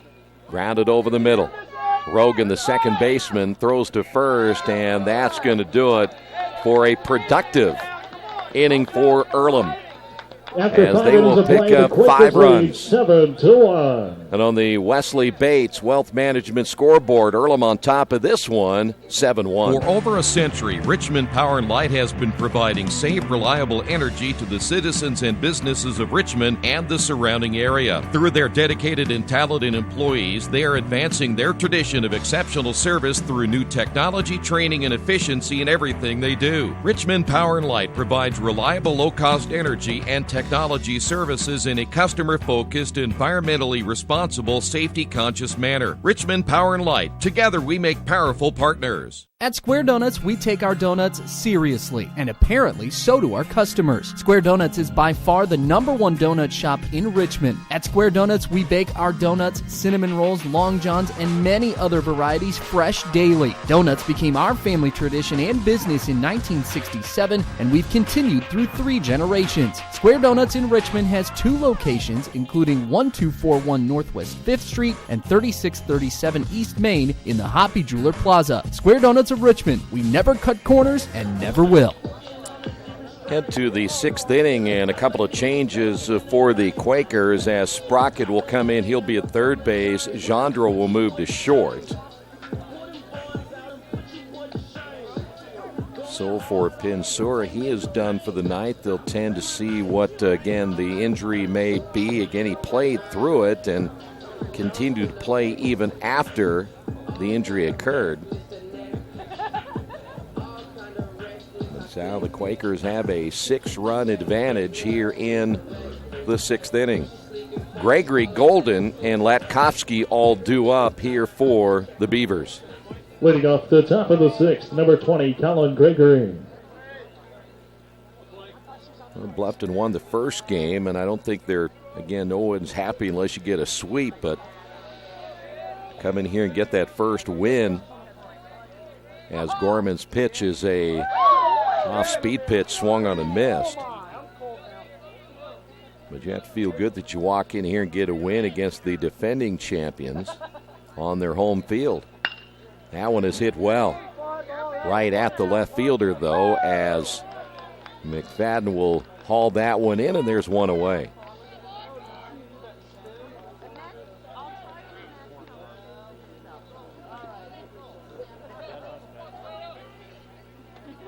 Here is Golden. At bat number 29, Ryan Golden. Golden 0 for 2. And the pitch on the way is swung on and missed. Golden flew out in the first and grounded out in the third.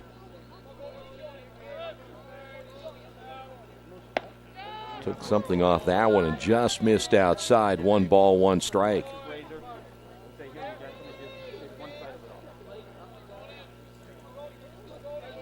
Gorman trying to win his 3rd game in 4 attempts against Bluffton. Good breaking ball. 1-2.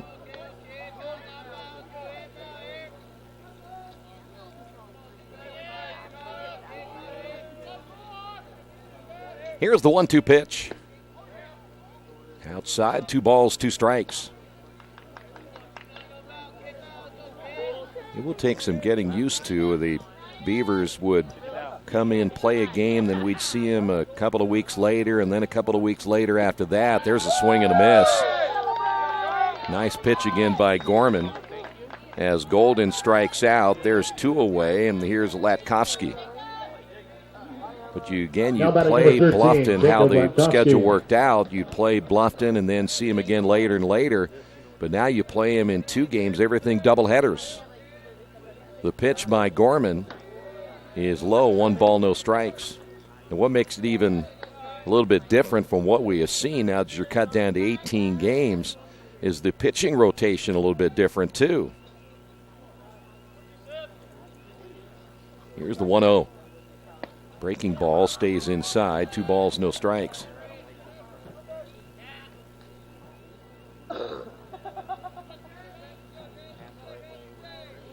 Here's the 2-0. 3 balls, no strikes.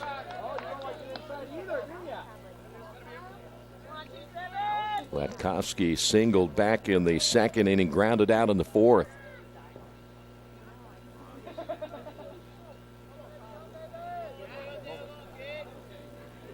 .3-0 pitch on the way, and he misses low and inside, and that'll be a 1-out walk. Take that back, a 2-out walk here in the 6th inning. Here's Reed Mouse. Now batting number 8, Reed Mouse. Mouse 0 for 1.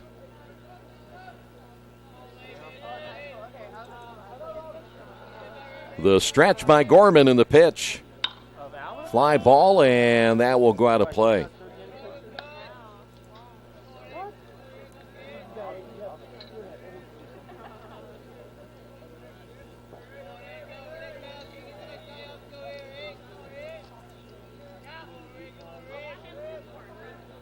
Gorman again will get the sign. Here's the pitch. Swing and a miss. Nice pitch again as he took something off that one. Mouse has had a tough time. He struck out 3 times in the first game. Still looking for his first hit. As he is now 0 for 4 with a sacrifice. Gorman will come set. Here's the pitch on the way, and he misses outside. And we'll go to 1-2.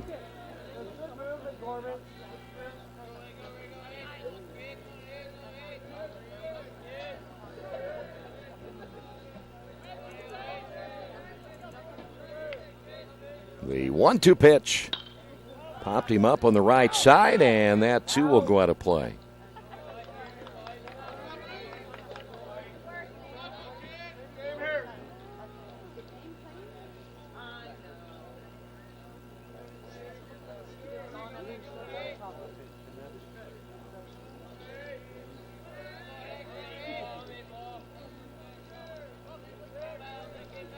Here's your 1-2 pitch.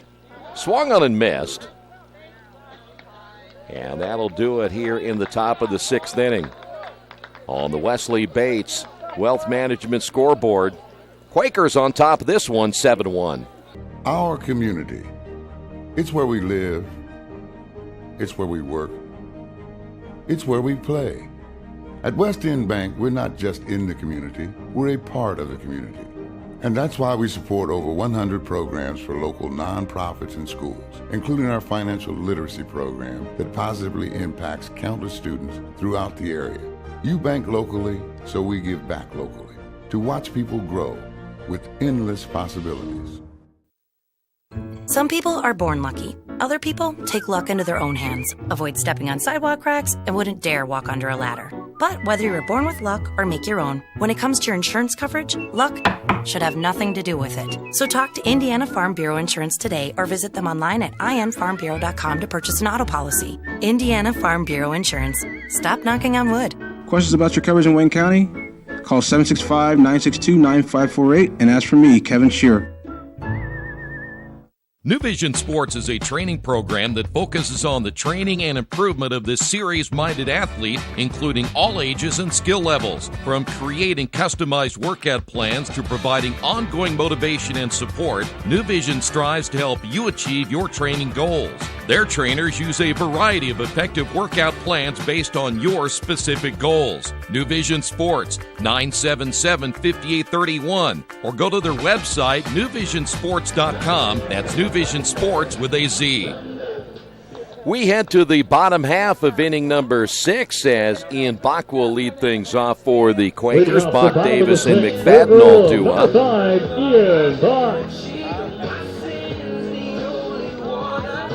Heyman back in for another inning of work. Both bullpens quiet at the moment. And here's the pitch. Swing and a miss. Ian singled in the 5th inning. He was a big part of that 5-run inning.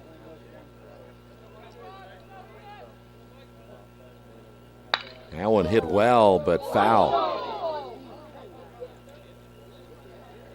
Eyes on the game.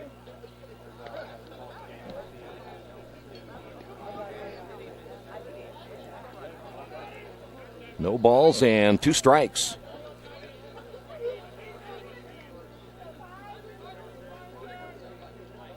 The wind of the 0-2 pitch. Got him on 3 as they'll have to throw to first base. Strikeout throw, but a low throw. And did he step on the bag? Yes. Well, the first baseman had to save that one. That was awful close to being a huge error on the catcher, Reed Mouse.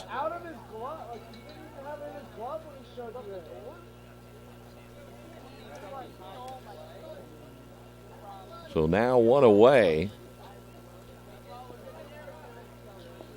Now we see the 2 umpires coming together. It was hard to tell from our vantage point whether the first baseman ended up grabbing the baseball in time, and they're going to say he is out.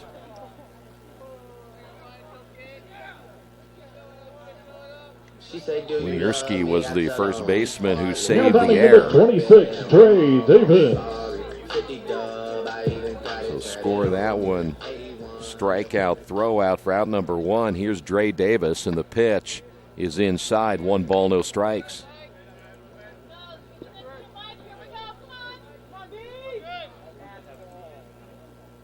That one outside, 2-0. By the way, Davis singled and scored in the 5th inning. 1 for 3 in game 2. And the pitch by Amon on the way. This one is lined in left center field, and that's going to fall in for extra bases. Davis heading to second, and he may try for 3. Davis on his way to third. The throw not in time, and Davis in with a triple.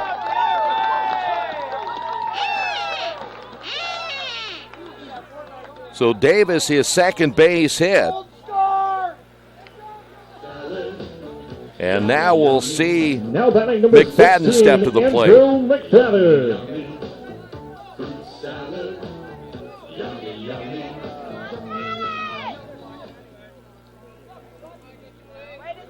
The stretch by Amon and the pitch on the way is in there for a called strike.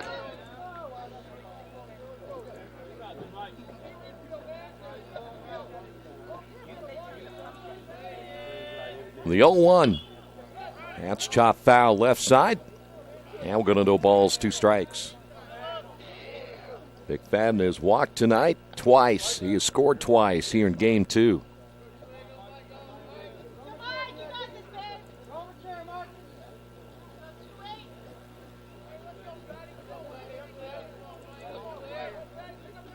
Amon gets the sign from Mouse, checks the runner at third. The pitch on the way comes inside. Did it hit him? And I think they're going to make him stay. Kind of leaned into that pitch. And we'll go to 1-2.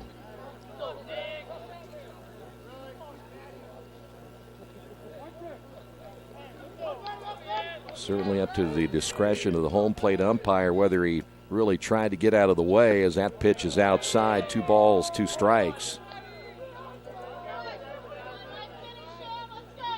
McFadden says that one hit me on the left shoulder. Here's your break-even pitch, low and outside, 3-2.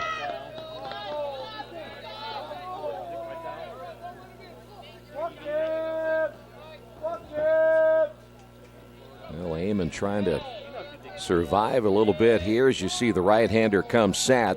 The pitch on the way, that will be slapped foul. McFadden still saying something to the home plate umpire even after the foul ball.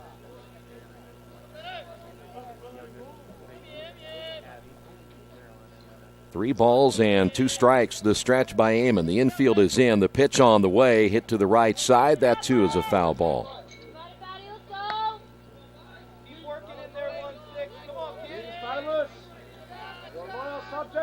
Quakers able to run here in game number 2 and now lead this one 7-1. Stretch by Amon. And the pitch on the way, and he missed it outside, and that'll be a walk. McFadden has walked for the third time, and that'll bring up Kendall Baker. Now batting number 1, Kendall Baker.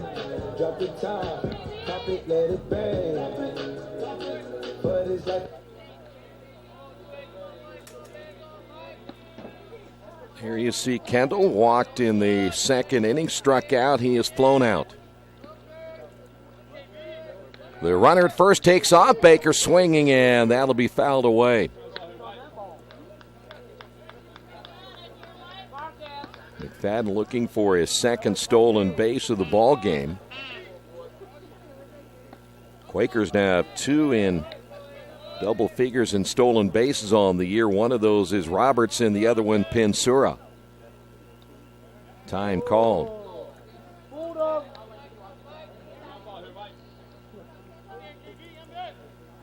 The pitch on the way, runner takes off, ground ball to the second baseman Rogan.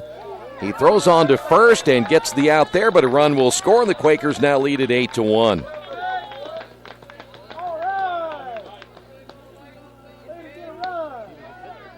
So Davis crosses the plate.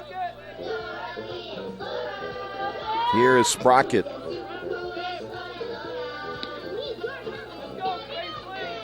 And at number 42, Sam Sprocket. Well, Sam in the number 9 hole for Pinsura. As Amon set to throw as he checks the runner at second base, and the pitch drops in for a strike.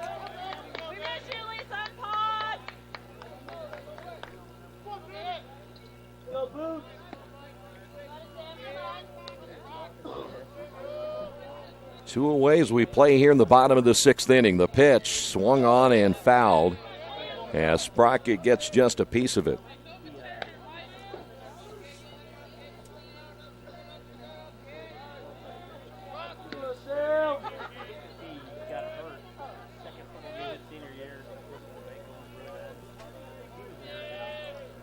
The stretch by Amon. And the pitch on the way, caught the outside corner, and that'll do it for Sprocket as he strikes out looking here in the 6th inning. But the Quakers able to add another run. After 6 innings of play, we will head to the top of the 7th on the Wesley Bates Wealth Management scoreboard. Quakers on top of this one, 8-1. For the past 35 years, Van Vliet Insurance has built a reputation of bringing a personal touch. That's because at Van Vliet, it's all about you, your needs, your life, and our town. Along with providing quality coverage to individuals, families, and local businesses, we're proud of our community and the opportunity we have to protect your future within it. Van Vliet Insurance, an Erie Insurance representative. Hometown professionals at work for you. As an internet service provider, Parallax Systems offers reliable residential high-speed internet service and business service. With a fiber backbone reaching over 150 miles, we have created a multifaceted delivery system. Our dark fiber leasing has proved beneficial to public and private sectors alike. Parallax serves Wayne County and surrounding areas. Parallax Systems, when speed matters, a division of Richmond Power and Light. We're back here at Sadler Stadium on a chilly night, but still a night where we get this doubleheader in before the rains come back on Saturday. When Winiarski will lead things off as the Quakers lead it again 7-1. Leading off 8-1, the top of the seventh, number 30, Lenny Winiarski. Winiarski so far 0 for 2. He struck at his last time up back in the fourth inning. And boy, Kyle Gorman's throwing well. And he has had Bluffton's number over the last 2 seasons. Here's the pitch. That one drops in for a strike, 0-1.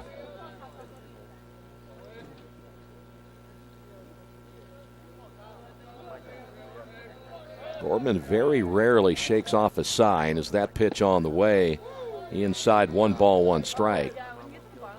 And he will generally just get the baseball and throw, the sophomore out of Cincinnati.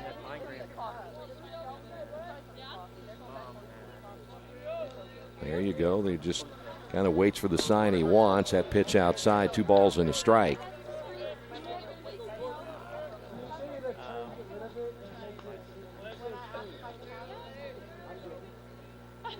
Gorman set to throw. Here's the 2-1. Fly ball into center field. Should be an easy catch for Isaiah Shake, and it is, and there's one away.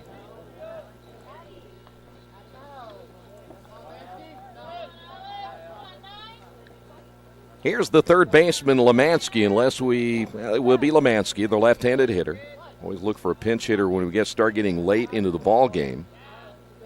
With 1 out, now batting number 9, Alex Lemansky. Lemansky has struck out twice. And the pitch missing inside, 1 ball, no strikes. Lemansky caught looking in the second and struck out swinging in the fifth.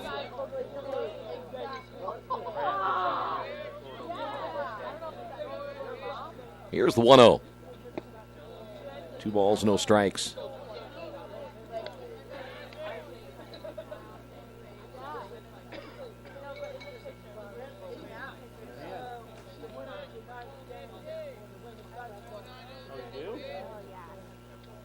The leg kick and the 2-0 pitch caught the outside corner.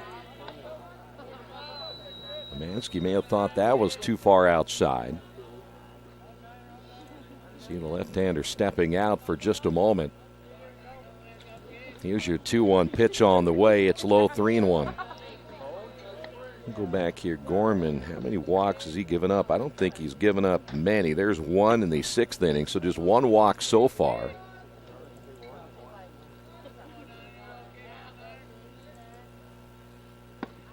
Pitch in there for strike 2.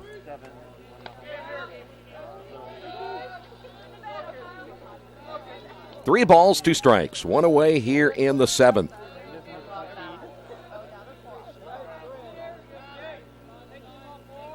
The payout pitch on the way got him swinging.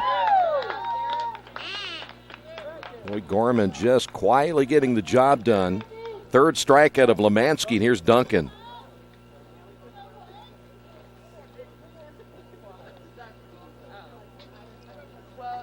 With 2 away, now batting number 27, Adam Duncan. 9 strikeouts unofficially now for Kyle Gorman, as Duncan will take that one for a strike. A lot of strikeouts on the night for Bluffton, but again able to pick up the win in game 1. Here's your 0-1 pitch. That's in there for a strike. Duncan reached on an error in the 3rd, scored, and struck out looking in the 5th inning. The 0-2 pitch. Outside, 1-2.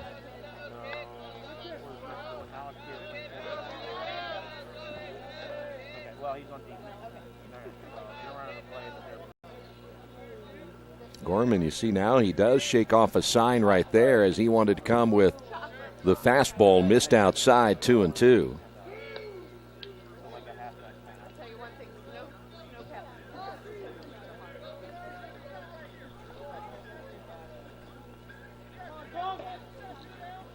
We almost had a malfunction, huh?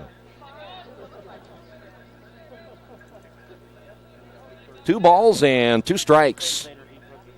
Here's the break-even pitch. Fly ball into right field. Baker will wait for this one and makes the catch, and we'll head to the bottom of the 7th inning. On the Wesley Bates Wealth Management scoreboard, Quakers on top, 8-1. The Purdue Polytechnic Institute in Richmond is part of a statewide network that offers the same technology degrees available in West Lafayette. The benefit of earning your degree at the Richmond location is that the campus is small enough to provide you with dedicated one-to-one attention while you earn your degree from Purdue University. Purdue Polytechnic of Richmond. Give them a call at 973-8228 or go to their website for more information at polytechnic.purdue.edu. At the Reed Orthopedic Center, our physicians and support team devote themselves to helping you return to a healthy and active lifestyle. Our expertise includes shoulder, elbow, foot, ankle, hand, wrist, hip, and knee injuries, as well as pain management and rehabilitation, and school athletic training programs and sports medicine. We are committed to providing you with the best possible orthopedic treatment that we can. To request an appointment at the Reed Orthopedic Center, call 765-935-8905. Now starting to get later and later in the evening as the Quakers on top of this one, 8-1. As we move now to the bottom of the 7th inning, we head to the top of the order. Here is Mark Gendreau. Now batting number 40, Mark Gendreau.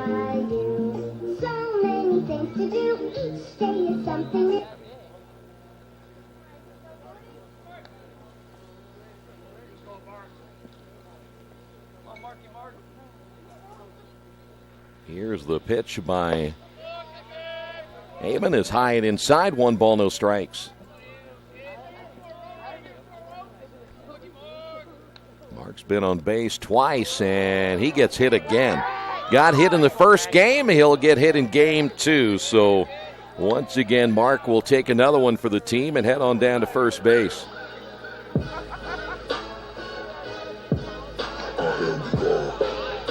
Here's Robertson. That's at 31, Addison Robertson. Another right-hander starting to warm up for Bluffton. Throw to first, not in time. Gendreau has a stolen base. That came back in the 4th. After Earlham gave up the lead in the first game, I doubt they're going to pull back at any time soon in this one, despite having a 7-run lead. No balls and a strike. Robertson doubled back in the 2nd inning. He's been on base 3 times. The stretch by Amon, and another throw to first.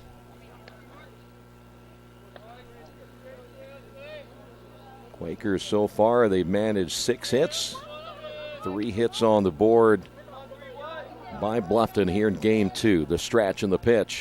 Grounded up the middle, could be 2. Latkovsky will flip onto the second baseman Rogan to first. They're going to say he is safe at first, but tell you what, that relay from Latkovsky to Rogan wasn't as clean as you'd like it to be, but they still get the force out. So 1 away. And here's Danny Dopp. Now batting number 7, Danny Dopp. So Robertson will reach on the fielder's choice as Danny steps to the plate with 1 out. Throw to first again, not in time.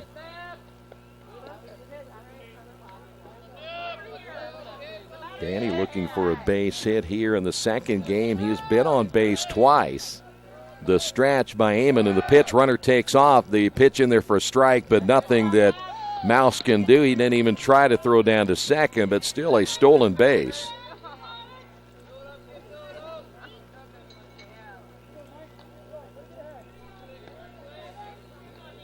So Gendreau picks up, or I should say Robertson picks up his first stolen base here in game number 2. For Robertson, that'll be 16 stolen bases on the season.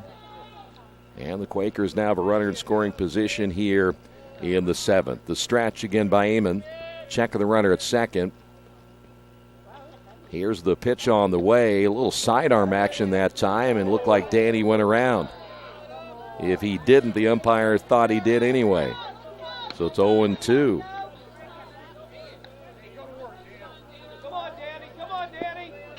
One away here in the bottom of the 7th inning. Amon will come set. Checks the runner and the pitch on the way, low and outside.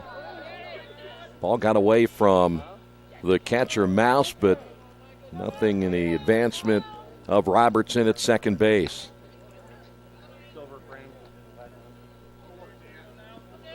So 1 ball, 2 strikes. The stretch again by Amon.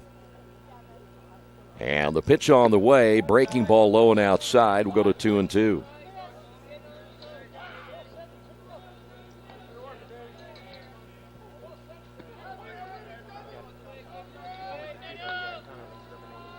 Quakers, I have them for 7 stolen bases here in this second game.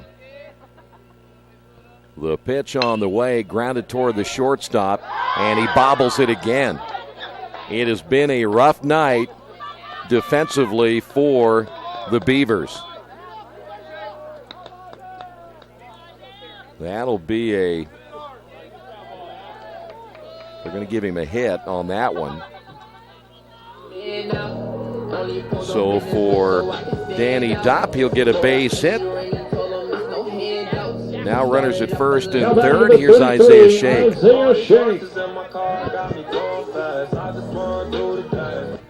Quakers now with 7 hits. Here's the stretch and the throw to first.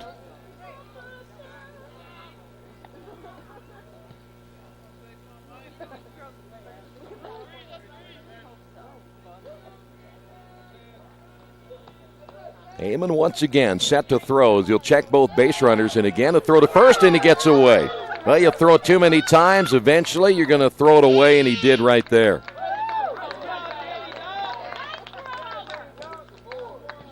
Well, that will be an error.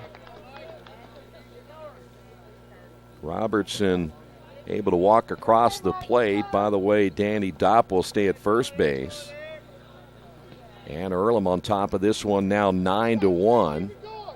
4 errors. That time Amon guilty. Here's the stretch by the right-hander in the pitch, low and outside. And we'll tell you game in and game out, this is what Earlham baseball is all about. They want to get on base and run and really disrupt the pitcher, and that's exactly what they did that time. The pitch on the way, hit foul. And the more they can divide the pitcher's attention, the more they feel that he's going to make a mistake, and he's either going to throw a ball right down the middle of the plate or he's going to throw it away like he did just moments ago. The stretch and the throw to first again. And it's not really a big lead by Dopp at first base. Danny has a stolen base in this one, only 4 so far in the season by Dopp. Here's the pitch. This time he takes off. This one, his hit to right field. And that's Gregory to make the catch. He'll throw to first, and Dopp is back in time. So 2 away. And that'll bring up Ian Bach.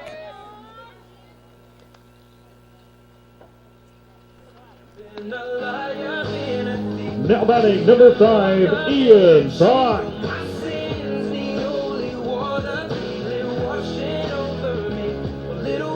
Ian has a base hit, and now time is called, and it looks like the Beavers are going to make a pitching change. So they are going to head to the bullpen. We will tell you about the new pitcher coming up in just a couple of moments. Stay right there. Quakers on top of this one, 9-1. This is Earlham Baseball and Radio Troy Digital Sports.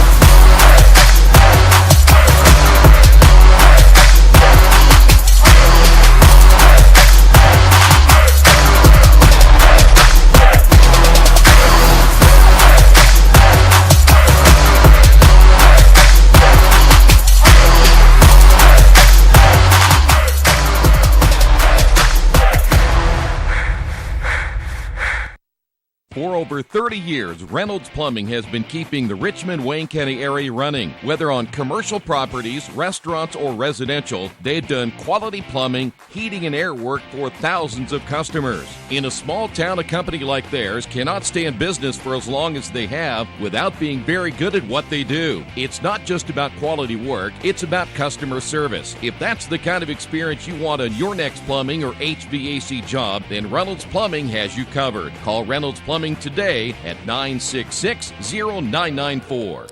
Bluffton will go to their bullpen once again. This time it'll be Cam Clark, a sophomore out of Cairo, Ohio. Played his high school baseball at Bath, Ohio. Let's see the numbers here on Cam Clark. This will be his 7th appearance. 10 innings so far this season, giving up 17 hits, 17 runs, 16 of those earned, 5 strikeouts, 9 walks. He is, so far this year, no record, and an ERA of a robust 14.40. So Ian Bach will see Clark, the right-hander. Here's the stretch and the pitch, and it's outside for a ball.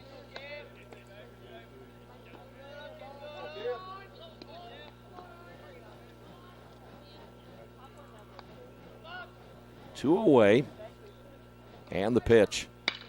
Hit to the right side, that'll be a foul ball.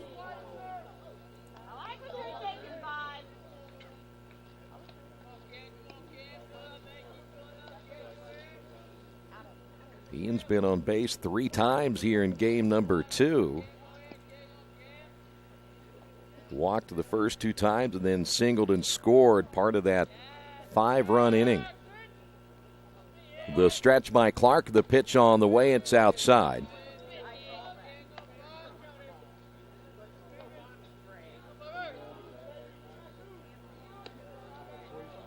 Quakers may not be done running just yet. Still, though, Danny Dopp down at first base.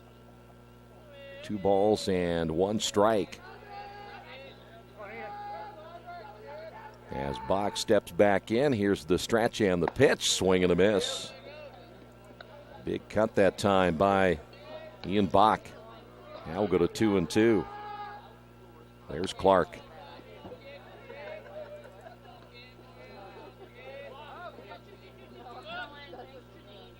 Here's the break-even pitch on the way, and he missed it high and outside. 3-2.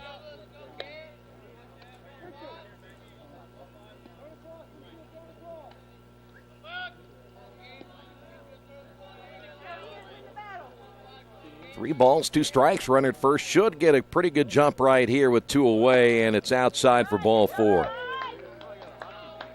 So now runners at first and second. Ian walking for the 3rd time. And that'll bring up Dre Davis. She say, do you love me? I tell her only partly. I only love my bed and my mom. Now batting number 26, Dre Davis. Dre tripled his last time up. Now runners at first and second. The pitch hit foul.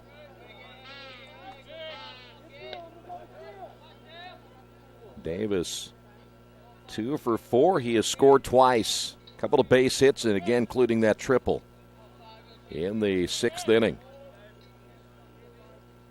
Stretch by Clark. A check of the runner at second. The slide step and the pitch, and it's inside. 1 ball, 1 strike.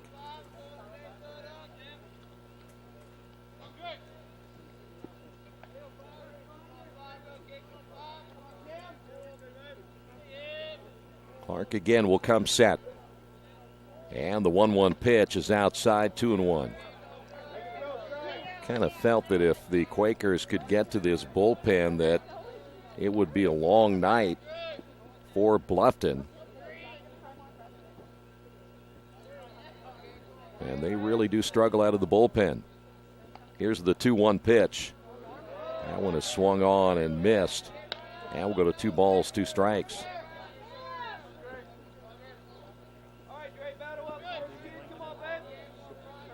See if Drake can come up right here with a base hit, try to add to that 9-1 lead. The pitch on the way, grounded. That could get in the hole deep, as that one is a base hit, as Latkovsky unable to get an out, and that'll be an infield base hit. And so Davis, his third hit. And now the bases are loaded for McFadden.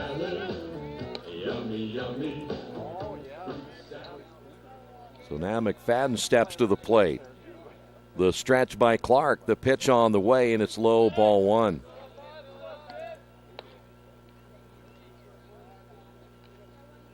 McFadden has walked 3 times tonight, as has Ian Bach. Grounded in the hole. That's going to get through.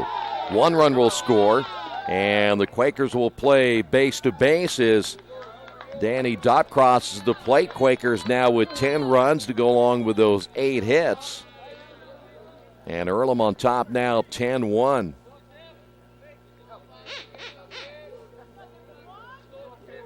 Now batting number 1, Kendall Baker. It's Kendall Baker.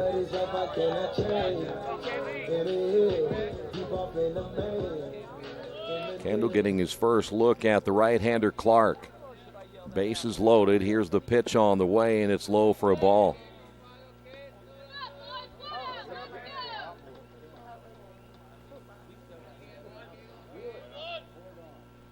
The stretch by Clark. And the pitch on the way, 2-0.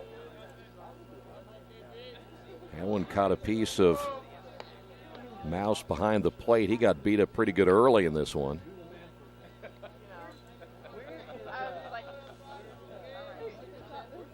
Kendall 0 for 3 with a walk and a run scored here in game number 2.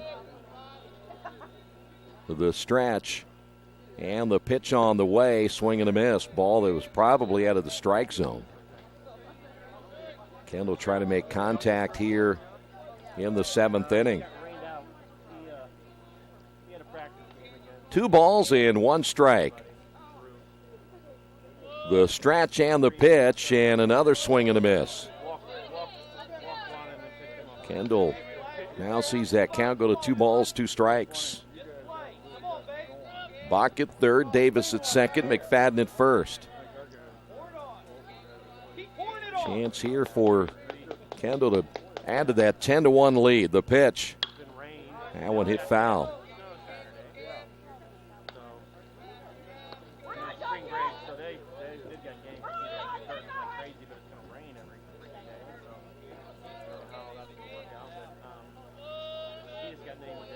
Clark gets the sign from Mouse, comes set at the belt, and here's the pitch on the way, and it's outside for ball 3. So, runners will get a jump at all 3 bases. Clark should see something, or I should say Baker should see something from Clark around the plate right here, something to drive. The stretch. Runners will take off. Here's the pitch on the way, grounded left side. That'll get through for a base hit. Quakers score another run and make it 11-1. Boy, nice job by Baker going the opposite way.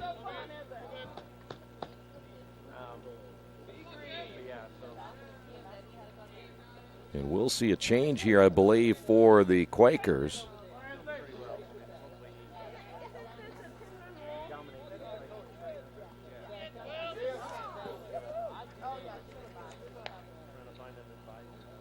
Anthony Morgan.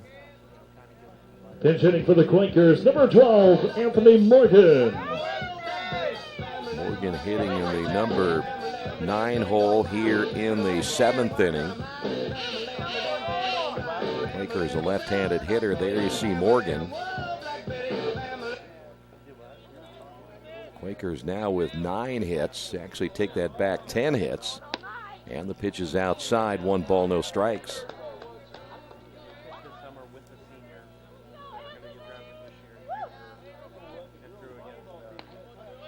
The stretch by Clark. And the pitch on the way, and it's low for a ball, 2-0.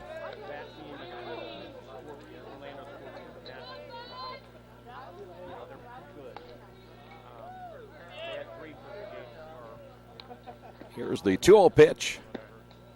That's in there for a strike.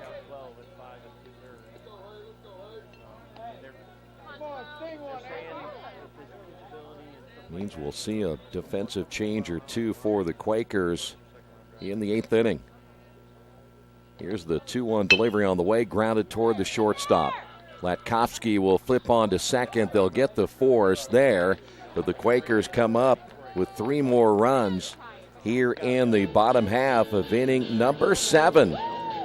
On the Wesley Bates Wolf Management scoreboard, Quakers lead it 11-1. Mancino's is family-friendly, serving fresh grinders, pizza, pasta, and salads daily. They serve great food priced for family budgets. And whether it's one of their homemade grinders, salads, or pizza, there's sure to be something for everyone in your family. Our baking process may cost a little more and take more time, but the end result of freshness and flavor make the real difference in all of Mancino's award-winning products. Mancino's of Richmond. Give them a call at 966-1161 or go to their website, mancinosofrichmond.com. Georgia Direct is your one-stop source for floor coverings and decorating ideas for remodeling a home, office, kitchen, or bathroom. Their showroom offers quality products from Mohawk, Shaw, Armstrong, Craft-Made, and many more. They proudly offer Richmond the best quality and variety of home design solutions at competitive prices. At Georgia Direct, their goal is to deliver an outstanding customer experience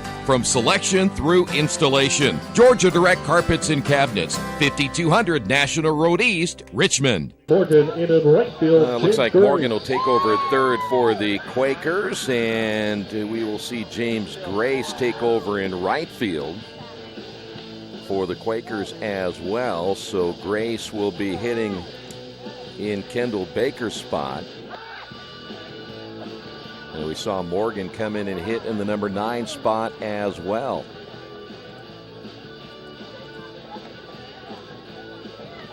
All right, so we got the changes made. As again we head to the top of the 8th inning. Leading off the top of the 8th for Bluffton, number 52, John Doring. Here's John Doring. He'll hit in the place of Rogan here in the 8th. There you see Doring, a left-handed hitter. And the first pitch on the way is in there for a strike. Kyle Gorman, the right-hander, trying to perhaps, if we can keep our fingers crossed, have him go the distance in this one. That one is a check swing that got away from the catcher, Ian Bach. 1 ball, 1 strike. Yeah, there's a right-hander throwing for the Quakers. That is Jordan Christian. Here's the pitch. Swing and a miss.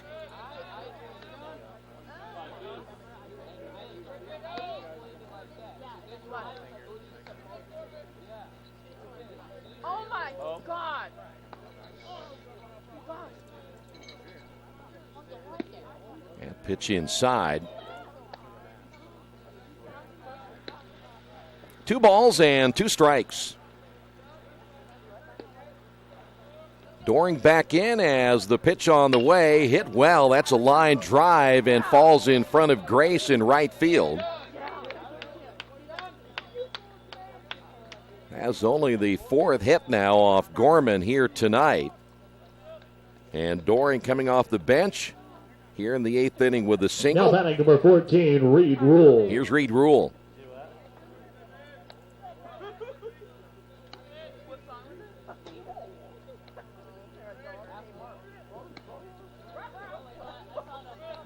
Rule steps in as Gorman will come set. Here's the pitch, and it's low and outside, 1-0.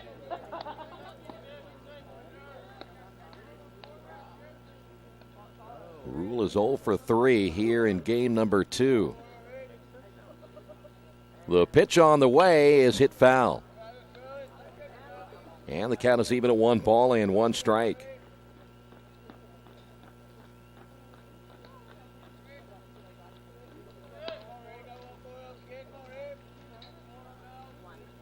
The stretch in the pitch.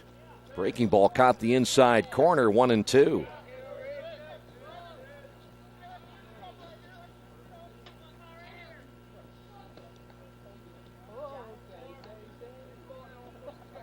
Gorman again will get the sign from Ian Bach. Here's the pitch on the way, breaking ball, and that'll be hit to the right side and out of play.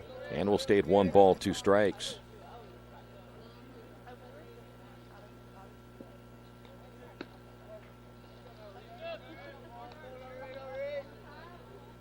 Runner a short lead at first base. The pitch.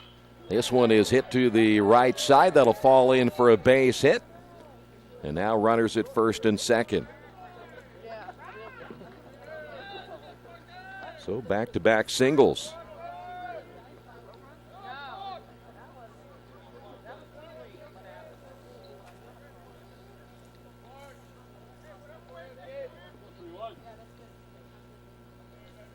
Looks like we will have Parker Reynolds now hit. Now batting number 31, Parker Reynolds. So Reynolds here in the 8th inning.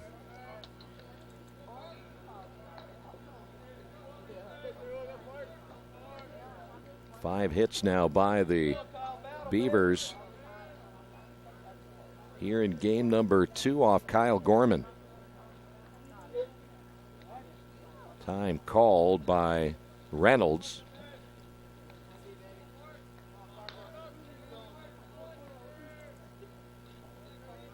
The stretch by Gorman. The pitch on the way is up high for a ball.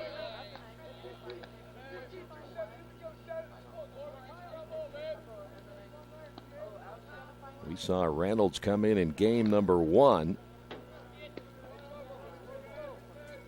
Later behind the plate as well, as there's a strike.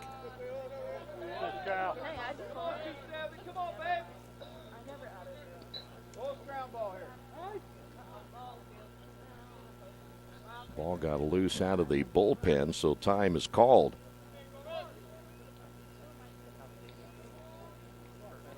One ball and 1 strike. Here's the pitch by Gorman. Line back up the middle. That's going to be a base hit. And they will hold the runners. So now the Beavers, bases loaded, no outs. Kind of reminiscent of what we saw in game 1.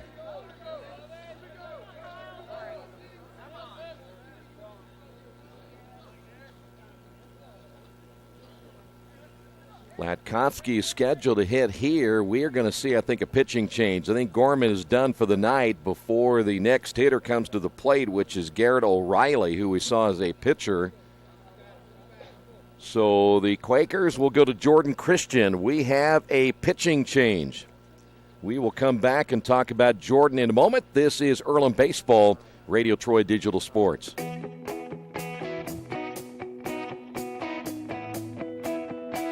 We check them better. Every Wetzel Better Buy certified vehicle is fully inspected and reconditioned by ASE and factory trained technicians. And each Better Buy vehicle comes with a Carfax vehicle history report, so you know you can buy a vehicle with confidence. We back 'em better with a 3-day satisfaction guarantee. Every Wetzel Better Buy certified comes with a 3-day or 300-mile satisfaction guarantee. If you don't like it within that 3 days or 300 miles, just bring it back and we'll exchange it for a vehicle of equal value. Every Wetzel Better Buy certified vehicle comes with a 12-month, 12,000-mile warranty. We price them better. We have dedicated individuals searching the entire country for the highest quality, lowest price vehicles for our inventory. In today's competitive market, we're constantly monitoring vehicle values to ensure that we're offering the best prices possible. We guarantee that every Wetzel Better Buy vehicle is the highest quality used car or truck around. Our reconditioning process guarantees that you are getting a vehicle as close to brand new as possible, and our warranties back that up.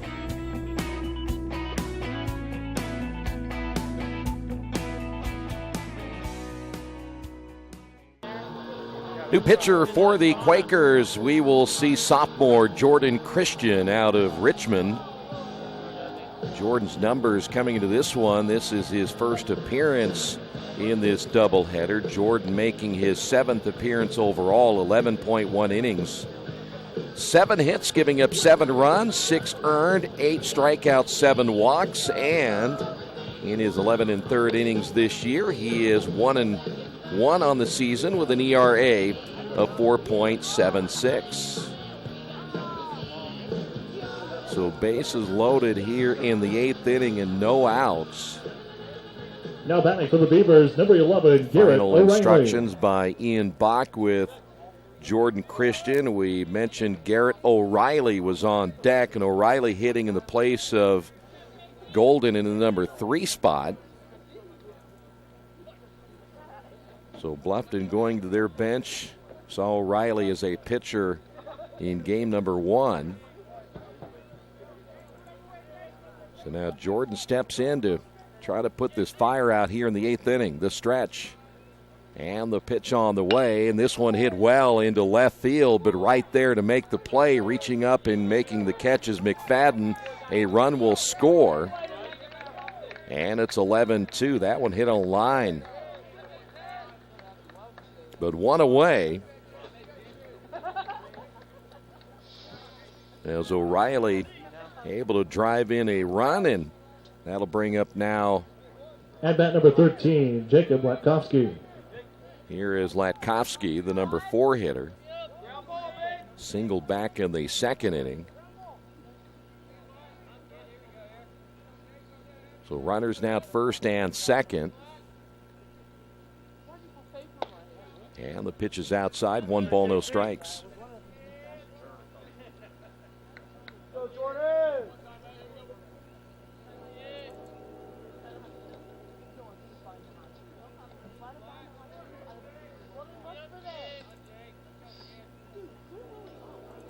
The stretch by Christian and the pitch.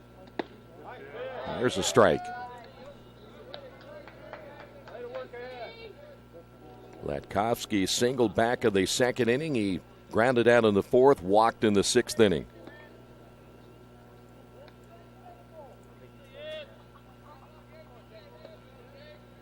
The stretch by Jordan. And the pitch. Breaking ball drops in for a strike, 1-2. Well, Jordan right now not even concerned about the 2 base runners. Rule at second. Reynolds at first. He's going right after the hitter in Latkovsky.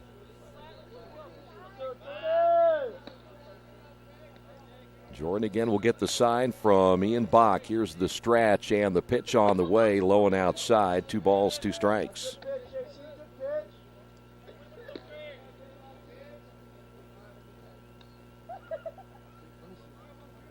I know everyone here is excited to know that in another 12 minutes or so, we'll be at the 3-hour mark. The stretch and the pitch hit foul.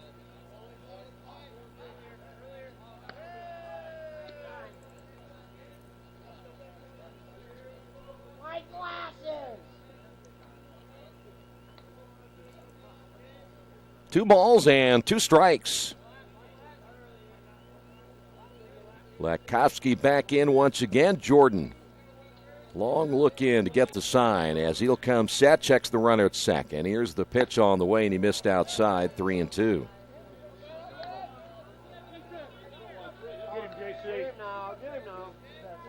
Quakers with the 11 runs, 10 hits. Right now, the Beavers 2 runs and 6 hits.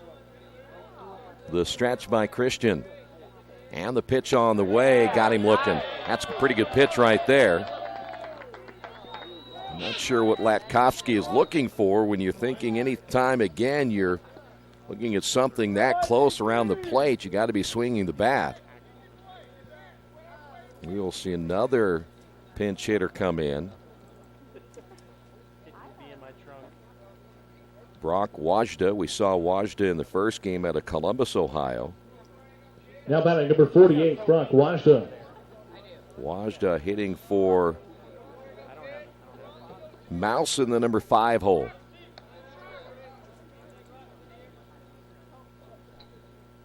Two away here in the top of the 8th inning. Jordan not as quick of a worker as we have seen in Kyle Gorman. But he's effective as that one is in for a strike. That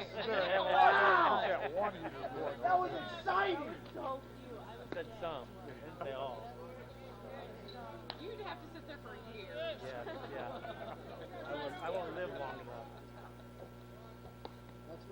Jordan ready to throw as he'll come set at the belt. Here's the pitch.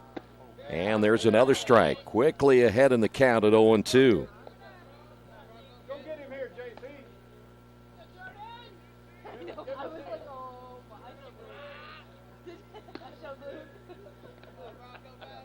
Here's the stretch by Jordan. And the pitch on the way. Fastball hit foul.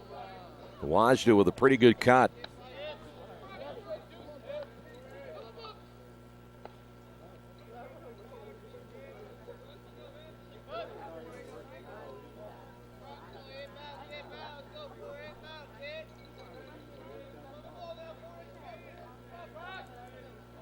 Jordan once again set to throw. Here's the 0-2 pitch, and he missed outside. 1 ball, 2 strikes. Will things stay the way they are? Gorman able to pick up a win, which in game 1 the Quakers could not do for. Their starter in the first game with the 16 strikeouts. Boy, that's a tough one to let go by. That pitch strike number 3. Wajda watching that one go by. We'll head to the bottom half of inning number 8 on the Wesley Bates Wealth Management scoreboard. Quakers on top of this one, 11-2. Pitch hit well. Goodbye. See you later. This one is no doubt about it. If your car's parked out there, be careful. It's going to hit the monster. And nope, it's going to clear the monster in left field.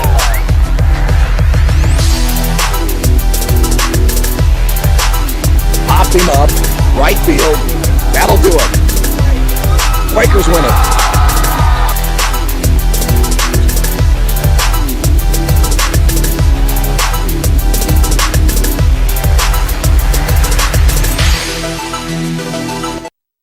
Hey, this is Steve, and out at Jiffy Lube the other day, a customer came in and said, Steve, this was my 100th oil change on this car, and you've done them all. Hi, my name is George Farrell, and I've been coming to Jiffy Lube for over 14 years.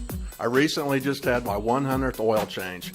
I'd like to thank Steve Funkhauser and his staff for the great service that they've provided me over the years. Thank you to all, and I would recommend anyone to come to Jiffy Lube to get their car serviced.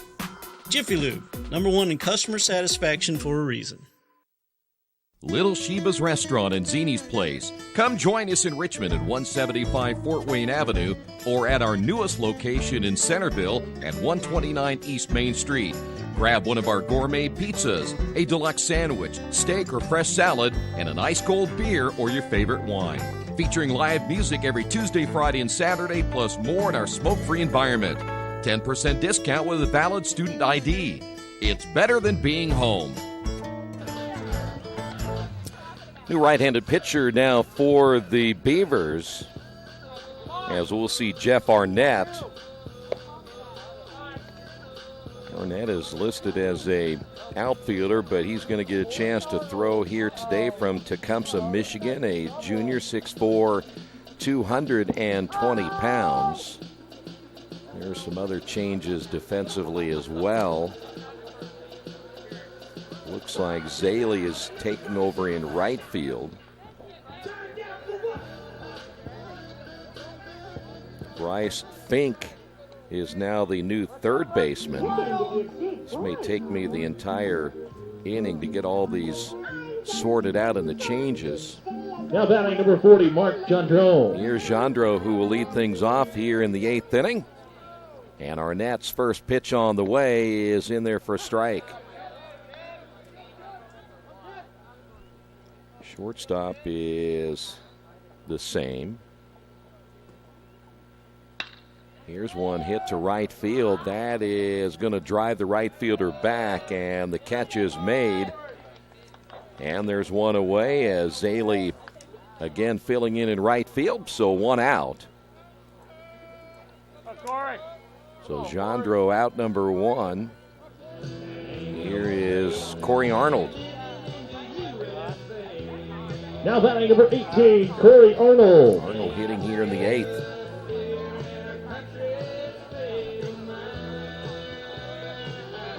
Second baseman now for the Beavers. That is going to be Wajdas, who he takes over at second. That pitch in there for a strike.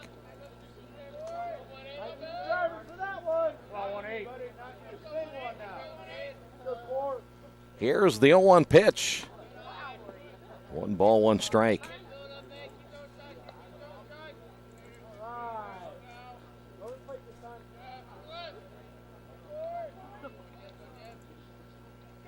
Arnold steps in from the right side. The pitch on the way. Swing and a miss.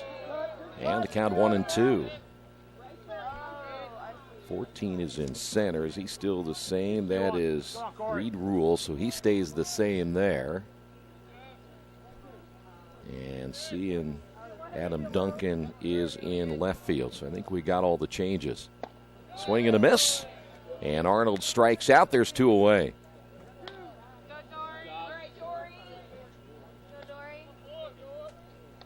So here is Dorian Holmes now. Now batting number 4, Dorian Holmes. Holmes will be hitting for Danny Dopp. Probably see Holmes come in the defensive side as well as that pitch in the dirt. 1 ball, no strikes.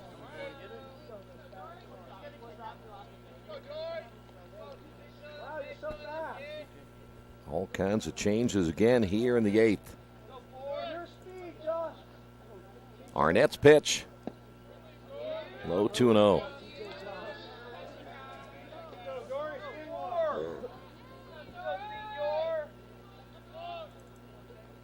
Two balls, no strikes. The pitch by Arnett on the way, and he took something off that one. 2-1. And he may have just taken it off trying to get it across the plate. As Bluffton not going to go into their bullpen any further down in this one, 11-2. There's a swing and a miss. 2 balls, 2 strikes. Holmes, a converted first baseman. He used to be a pitcher, and they've now moved him to the infield as that pitch up high, and hopefully he can be a valuable left-handed bat somewhere down the road as well. 3 balls and 2 strikes.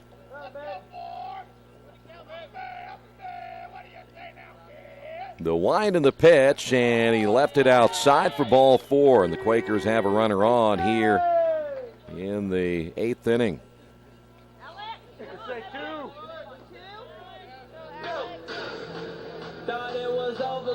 We will see Alec Bryan now pinch hit here for Isaiah Shea. So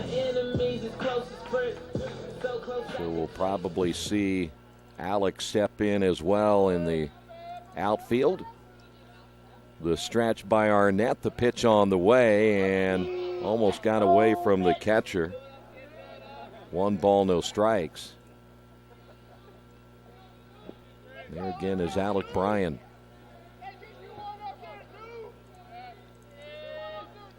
The stretch and the pitch. Swung on and missed. 1 ball and 1 strike.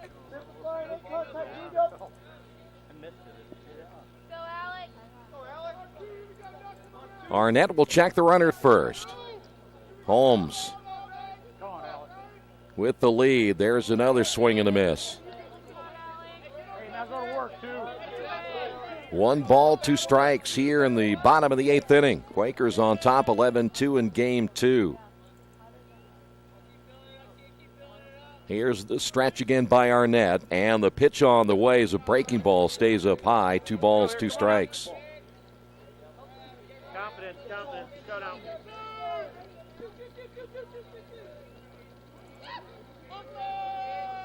Alec back in from the right side. Here's the stretch again by Arnett. And the pitch on the way, and he got the inside corner. And that'll do it for the Quakers here in the 8th inning. We will head to the top of the 9th. On the Wesley Bates Wealth Management scoreboard, Quakers on top 11-2. For the past 35 years, Van Vliet Insurance has built a reputation of bringing a personal touch. That's because at Van Vliet, it's all about you, your needs, your life, and our town. Along with providing quality coverage to individuals, families, and local businesses, we're proud of our community and the opportunity we have to protect your future within it. Van Vliet Insurance, an Erie Insurance representative. Hometown professionals at work for you. Hi, this is Steve Funkhauser, and I was talking to someone the other day about how friendly and professional the crew at Jiffy Lube is, and they said, "You are always so upbeat. I'm going to call you Mr. Positive." And so now I am Mr. Positive. And I want you to know how proud I am of you and that you are doing a great job today. And hey, do something nice for somebody. Make somebody smile. Smiles are contagious, you know. I want you to have a great day and the horse you rode in on. Jiffy Lube. Fast, friendly, professional. I'm Mr. Positive, and I approve this message. Well, we head to the top of the ninth inning. We knew Dorian Holmes would eventually come in at first base. That has been the case. See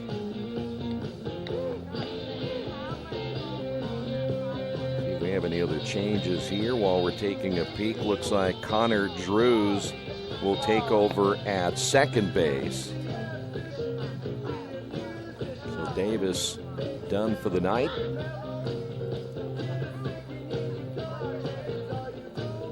The other side of the ledger, we will see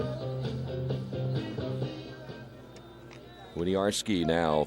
Lenny Winiarski, the freshman out of Cincinnati LaSalle High School, will step up. Well, an uneventful game number 2 after the Quakers let Holmes at first base. game 1 get away. And TJ Donnelly behind the plate. New catcher for the Quakers as well as Jordan Christian, trying to finish this one out here in the ninth inning, and the pitch is on the way, and it's in there for a strike. At bat number 30, Lenny Winiarski. I still hear music, by the way. TJ Donnelly taking over behind the plate because we don't want to break anybody's concentration in this game. Here's the 0-1, swing and a miss. By the way, T.J. Donnelly, a freshman out of Canal Fulton, Ohio, getting a chance to catch here in the ninth inning.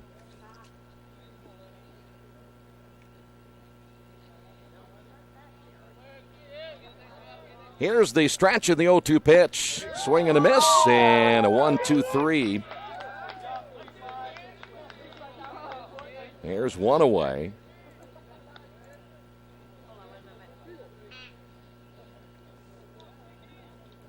This will be number 7 stepping up now, which is Bryce Fink.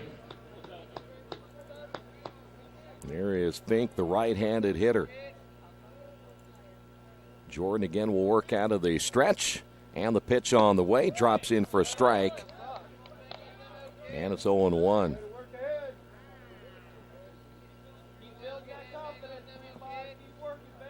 Fink, a sophomore. Here's the stretch and the 0-1 pitch on the way, and it's low and outside. 1 ball, 1 strike.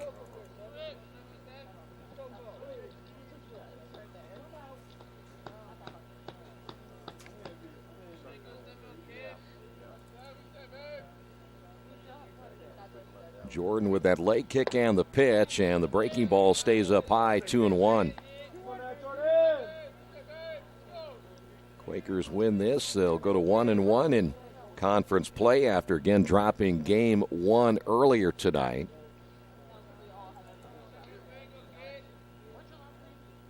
The 2-1 pitch on the way, check swing and fouled off. We'll go to 2-2.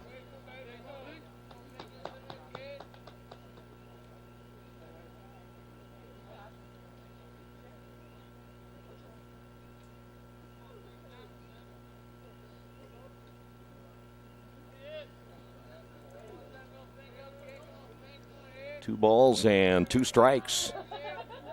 Fink back in as the right-hander Jordan Christian set to throw.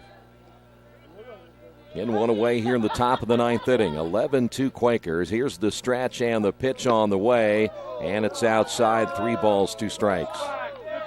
Much to the displeasure of the Earlham fans who thought that was a strike.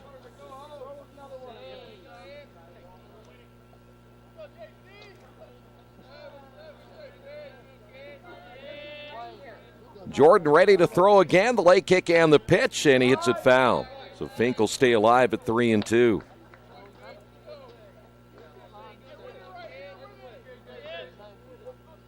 There you see TJ behind the plate for the Quakers here in the 9th inning. Jordan will come set. Here's the pitch on the way, hit foul. Another good cut by Fink as he will stay alive.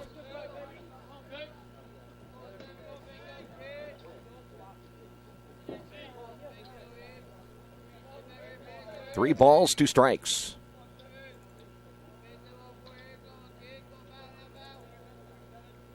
The pitch on the way, got him swinging, and there's two away.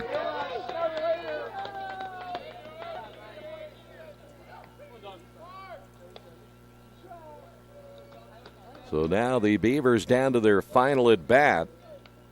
Adam Duncan, the left fielder. Of the ninth, now batting number 27, Adam Duncan. Duncan out of Northwood, Ohio, sophomore.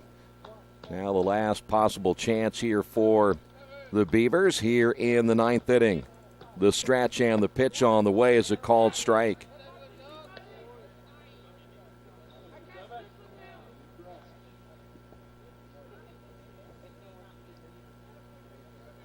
Well, Earlham coming back strong after letting game one get away from them. That pitch a little bit low, 1 ball, 1 strike. Remind you that all the game stats, photos, and much more following the game on GoEarlham.com. And then the Quakers will set their sights at Rose-Hulman coming up next week. Breaking ball in there for a strike, and it's 1-2.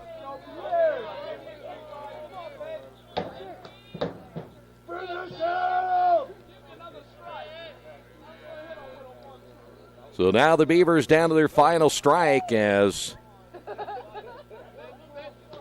Earlham trying to finish it out right here. Here's the stretch and the 1-2 pitch on the way. It's up high, 2-2. Climb the ladder.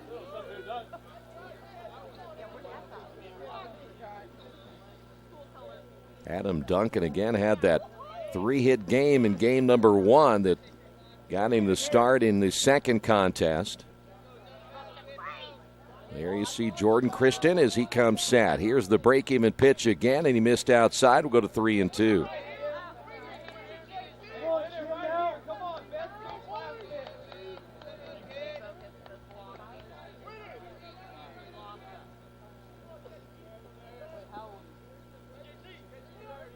Three balls, 2 strikes, and 2 away. Here's the pitch, and that one hit foul.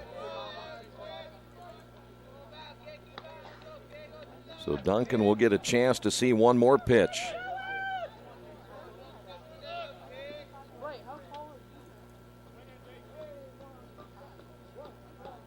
Jordan shakes off the sign as he comes set. And the pitch on the way, popped up to the right side. The first baseman, Holmes, is there, will squeeze it, and that will do it. As the Quakers win it final score, Quakers take the win in game number 2 by a final of 11-2. Please get home safely and clean up after yourself. Quakers once again with the victory pick up their 15th win of the season. They're now 1-1 in the conference. Bluffton will fall to 12-7, also 1-1 in conference play. As we mentioned, the Quakers will be on the road at Rose-Hulman coming up next week, and then back here next week on the weekend, as they'll be back here for their doubleheader coming up on Saturday, and then a non-conference game on Sunday. So your final score, game number 2, Earlham 11, Bluffton 2. Thanks for being with us. This has been Earlham Baseball, Radio Troy Digital Sports.